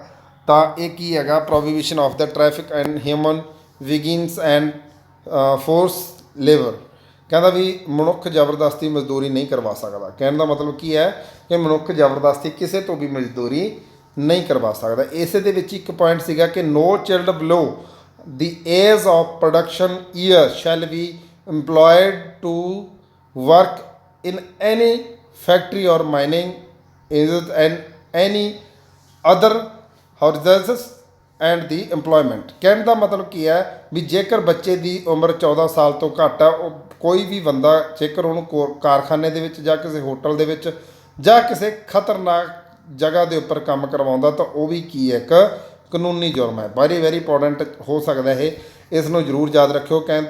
14 ਸਾਲ ਦੇ ਬੱਚੇ ਦੀ ਉਮਰ ਹੈ ਜਿਹੜੀ ਉਸ ਤੋਂ ਘੱਟ ਆ ਤਾਂ ਕੋਈ ਵੀ ਵਿਅਕਤੀ ਉਹਨਾਂ ਨੂੰ ਧੱਕੇ ਨਾਲ ਕਿਸੇ ਵੀ ਕਾਰਖਾਨੇ ਜਾਂ ਕਿਸੇ ਵੀ ਹੋਟਲ ਜਾਂ ਕਿਸੇ ਵੀ ਖਤਰਨਾਕ ਜਗ੍ਹਾ 'ਤੇ ਜਿਵੇਂ ਮਾਈਨਿੰਗ ਵਗੈਰਾ ਜਿਵੇਂ ਚੱਲਦੀਆਂ ਨਾ ਉੱਥੇ ਜਾਂ ਕੋਲੇ ਵਾਲੀਆਂ ਜਿਹੜੀਆਂ ਖਾਨਾਂ ਹੁੰਦੀਆਂ ਉੱਥੇ ਕੰਮ ਨਹੀਂ ਕਰਵਾ ਸਕਦੀ।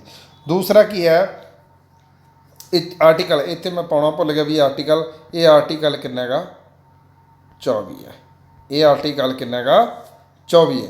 ਉਸ ਤੋਂ ਬਾਅਦ ਜਿਹੜਾ ਹੈਗਾ ਆਪਣਾ article right to freedom religion ਠੀਕ ਹੈ ਨਹੀਂ ਧਾਰਮਿਕ ਸੁਤੰਤਰਤਾ ਦਾ ਅਧਿਕਾਰ 25 ਤੋਂ ਲੈ ਕੇ 28 ਤੱਕ ਜਿਹੜਾ ਆਪਾਂ ਕਰਨਾ ਹੈਗਾ ਇਹ ਲਾਸਟ ਹੈਗਾ। ਉਸ ਤੋਂ ਬਾਅਦ ਜਿਹੜੇ ਹੈਗਾ ਅਗਲੀ ਜਿਹੜੀ ਹੈਗੀ ਕਲਾਸ ਦੇ ਵਿੱਚ ਆਪਾਂ ਕਰਾਂਗੇ।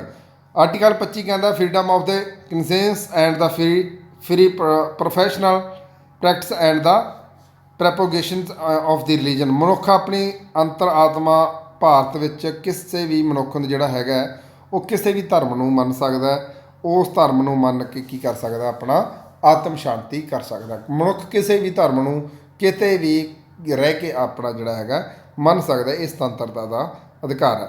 ਆਰਟੀਕਲ 26 ਕੀ ਕਹਿੰਦਾ freedom of manage religion affairs ਮਨੁੱਖ ਇੱਕ ਜਿਸ ਧਰਮ ਨੂੰ ਮੰਨੇਗਾ ਉਸ ਧਰਮ ਦੇ ਜਿਹੜੇ ਹੈਗੇ ਆ ਜਿੰਨੇ ਵੀ ਮੁੱਦੇ ਆ ਉਹਨਾਂ ਦੀ ਪਾਲਣਾ ਜ਼ਰੂਰ ਕਰੇਗਾ। ਜੇਕਰ ਉਹ ਸਿੱਖੀ ਧਰਮ ਦੇ ਵਿੱਚ ਹੈ ਤਾਂ ਸਿੱਖੀ ਧਰਮ ਦੇ ਜਿੰਨੇ ਵੀ ਰੂਲ ਐਂਡ ਰੈਗੂਲੇਸ਼ਨ ਹੈ, ਕਹਿਣ ਦਾ ਮਤਲਬ ਉਹਨਾਂ ਨੂੰ ਉਹ ਮੰਨੇਗਾ। ਜੇਕਰ ਉਹ ਹਿੰਦੂ ਧਰਮ ਨੂੰ ਮੰਨਦਾ ਹੈ ਤਾਂ ਹਿੰਦੂ ਧਰਮ ਦੇ ਜਿੰਨੇ ਵੀ ਰੂਲ ਐਂਡ ਰੈਗੂਲੇਸ਼ਨ ਹੈ ਉਹਨਾਂ ਨੂੰ ਉਹ ਮੰਨੇਗਾ। ਤਾਂ ਇਹ ਸਾਰੇ ਅੱਗੇ ਪਾਰਟ ਦਿੱਤੇ ਹੋਏ ਆ, ਠੀਕ ਹੈ ਜੀ, ਇਹਨਾਂ ਨੂੰ ਜ਼ਰੂਰ ਪੜ੍ਹ ਲਿਓ। ਮੈਂ ਦੱਸ ਦੇਣਾ ਜਿਹੜਾ ਪੰਜਾਬੀ ਦੇ ਵਿੱਚ ਹੈ ਆਰਟੀਕਲ 26 ਦਾ ਸਭ ਪਾਰਟ ਇਹ ਹੈ ਕਿ ਧਾਰਮਿਕ ਅਤੇ ਧਾਰਮਿਕ ਦੇ ਉਪਦੇਸ਼ਾਂ ਲਈ ਸਥਾਨਾਂ ਦਾ ਜਿਹੜੀ ਹੈਗੀ ਸਥਾਪਨਾ ਕਰਨਾ। ਕੋਈ ਵੀ ਧਰਮ ਕਿਤੇ ਵੀ ਸਥਾਪਿਤ ਜਿਹੜਾ ਹੈਗਾ ਬੰਦਾ ਕਰ ਸਕਦਾ ਹੈਗਾ। ਬੀ ਆਪਸ਼ਨ ਸਭ ਪਾਰਟ ਵੀ ਕੀ ਕਹਿੰਦਾ ਹੈ ਕਿ ਧਾਰਮਿਕ ਮਾਮਲੇ ਵਿੱਚ ਆਪਣੇ ਕੰਮਾਂ ਦਾ ਜਿਹੜਾ ਹੈਗਾ ਪ੍ਰਬੰਧ ਕਰਨਾ। ਜੇਕਰ ਮਤਲਬ ਕਿ ਜੱਗ ਵਗੈਰਾ ਕਰਨਾ ਜਾਂ ਕਿਤੇ ਲੰਗਰ ਵਗੈਰਾ ਲਗਾਉਣਾ, ਇਹ ਤਾਂ ਆਪਾਂ ਨੂੰ ਕੀ ਹੈ ਕਿਤੋਂ ਪਰਮਿਸ਼ਨ ਨਹੀਂ ਲੈਣੀ ਪੈਂਦੀ, ਆਪਾਂ ਜਿਹੜਾ ਹੈਗਾ ਵੈਸੇ ਹੀ ਇਹ ਲਗਾ ਸਕਦੇ ਹਾਂ। ਉਸ ਤੋਂ ਬਾਅਦ ਕੀ ਹੈ, ਕਹਿੰਦਾ ਵੀ ਕਿਸੇ ਵੀ ਵਿਧੀ ਦੇ ਅਨੁਸਾਰ ਚੱਲ ਅਤੇ ਅਚਾਲ ਸੰਪत्ति ਨੂੰ ਸੰਭਾਲਣਾ। ਕਹਿਣ ਦਾ ਮਤਲਬ ਕੀ ਹੈ, ਜੇਕਰ ਤੁਸੀਂ ਆਪਣੇ ਜਗ੍ਹਾ ਦੇ ਵਿੱਚ ਆਪਣੇ ਨਿੱਜੀ ਜਾਇਦਾਦ ਦੇ ਉੱਪਰ ਜੇ ਕੋਈ ਵੀ ਮੰਦਰ ਮਸਜਿਦ ਗੁਰਦੁਆਰਾ ਬਣਾਉਣੇ ਹੋ ਤਾਂ ਉਹਦੀ ਜਿਹੜੀ ਸੰਪत्ति ਦੀ ਸੰਭਾਲ ਆ ਜਿਹੜੀ ਹੈਗੀ ਉਹਦੇ ਹੱਕਦਾਰ ਸਿਰਫ ਤੁਸੀਂ ਹੀ ਹੋਵੋਗੇ। ਠੀਕ ਹੈ ਜੀ, ਇਹ ਸਭ ਪਾਰਟ ਸੀ ਦੇ ਵਿੱਚ ਦੱਸਿਆ ਗਿਆ ਸੀ। ਆਰਟੀਕਲ ਜਿਹੜਾ ਹੈਗਾ 32 ਦੇ ਵਿੱਚ ਵੀ ਇਹ ਚੀਜ਼ਾਂ ਸਾਰੀਆਂ ਚੀਜ਼ਾਂ ਦੱਸੀਆਂ ਗਈਆਂ ਨੇ। ਅੱਗੇ ਆਪਾਂ ਜਿਹੜਾ ਹੈਗਾ ਅਗਲੀ ਕਲਾਸ ਦੇ ਵਿੱਚ ਕਰਾਂਗੇ। ਤਾਂ ਅਗਲੇ ਜਿਹੜੇ 2-3 ਆਰਟੀਕਲ ਰਹਿ ਗਏ ਆਪਾਂ ਅਗਲੀ ਕਲਾਸ ਦੇ ਵਿੱਚ ਆਪਾਂ ਉਹਨਾਂ ਨੂੰ ਕੰਪਲੀਟ ਕਰਾਂਗੇ। ਤਾਂ ਆਈ ਹੋਪ ਕਿ ਤੁਹਾਨੂੰ ਵੀਡੀਓ ਵਧੀਆ ਲੱਗੀ ਹੋਊਗੀ। ਵੱਧ ਤੋਂ ਵੱਧ ਜਿਹੜਾ ਹੈਗਾ ਚੈਨਲ ਨੂੰ ਸਬਸਕ੍ਰਾਈਬ ਕਰੋ, ਵੱਧ ਤੋਂ ਵੱਧ ਜਿਹੜਾ ਹੈਗਾ ਸ਼ੇਅਰ ਕਰੋ, ਲਾਈਕ ਕਰੋ, ਕਮੈਂਟ ਜ਼ਰੂਰ ਕਰਿਆ ਕਰੋ, ਠੀਕ ਹੈ, ਤਾਂ ਜੋ ਤੁਹਾਨੂੰ ਹਰ ਇੱਕ ਚੀਜ਼ ਦਾ ਜਿਹੜੇ ਹੈਗੇ ਆ ਸੋਲਿਊਸ਼ਨ ਮਿਲ ਸਕੇ। ਬਹੁਤ ਜਲਦੀ ਮਿਲਦੇ ਆ ਨੈਕਸਟ ਵੀਡੀਓ ਦੇ ਨਾਲ। ਹਾਂਜੀ, ਇੱਕ ਤੁਹਾਨੂੰ ਹੋਰ ਦੱਸਦਾ ਕਿ ਪੰਜਾਬੀ ਆਪਣੇ ਜਿਹੜੇ ਹੈਗੇ 10 ਨੰਬਰਾਂ ਦੀ ਆਉਣੀ ਹੈ ਕਾਂਸਟੇਬਲ ਦੇ ਵਿੱਚ ਵੀ, ਅਤੇ ਇੰਗਲਿਸ਼ ਦਾ ਜਿਹੜਾ ਹੈਗਾ ਬੈਚ ਆਪਾਂ English the free of cost ਜਿਹੜੀ ਹੋਊਗਾ। ਇੰਗਲਿਸ਼ ਦੀਆਂ ਵੀ ਜਲਦੀ ਤੋਂ ਜਲਦੀ ਮੈਂ ਕੋਸ਼ਿਸ਼ ਕਰ ਰਿਹਾ ਕਿ ਕਲਾਸਾਂ ਤੁਹਾਨੂੰ ਪਾ ਦਿੱਤੀਆਂ ਜਾਣ, ਠੀਕ ਹੈ ਜੀ। ਤਾਂ ਉਹ ਵੀ ਬਹੁਤ ਜਲਦੀ ਜਿਹੜੀਆਂ ਹੈਗੀਆਂ ਕਲਾਸਾਂ ਤੁਹਾਨੂੰ ਲੈ ਕੇ ਆ ਰਹੇਗਾ, ਠੀਕ ਹੈ। ਉਹ ਦੂਸਰੇ ਸਰ ਕਰਾਉਣਗੇ, ਇੱਕ ਹੋਰ ਸਰ ਨੇ ਉਹ ਤੁਹਾਨੂੰ ਇੰਗਲਿਸ਼ ਕਰਾਉਣਗੇ, ਸਟੈਟਿਕ ਜੀਕੇ ਸਰ ਨੇ ਉਹ ਵੀ ਕਰਵਾਉਣਗੇ, ਠੀਕ ਹੈ ਨਾ। ਵੱਧ ਤੋਂ ਵੱਧ ਜਿਹੜਾ ਹੈਗਾ ਤੁਹਾਨੂੰ ਜਿਹੜੀ ਹੈਗੀ ਤਿਆਰੀ ਫ੍ਰੀ ਆਫ ਕਾਸਟ ਜਿਹੜੀ ਹੈਗੀ ਚੈਨਲ ਦੇ ਮਾਧਿਅਮ ਰਾਹੀਂ ਤੁਹਾਨੂੰ ਕਰਵਾਈ ਜਾਵੇ। ਤਾਂ ਆਸ ਹੈ ਕਿ ਤੁਹਾਨੂੰ ਵੀਡੀਓ ਵਧੀਆ ਲੱਗੀ ਹੋਊਗੀ। ਪਲੀਜ਼ ਰਿਕੁਐਸਟ ਹੈ ਕਿ ਚੈਨਲ ਨੂੰ ਵੱਧ ਤੋਂ ਵੱਧ ਸਬਸਕ੍ਰਾਈਬ ਕਰੋ ਅਤੇ ਸ਼ੇਅਰ ਕਰੋ। ਓਕੇ ਜੀ, ਧੰਨਵਾਦ।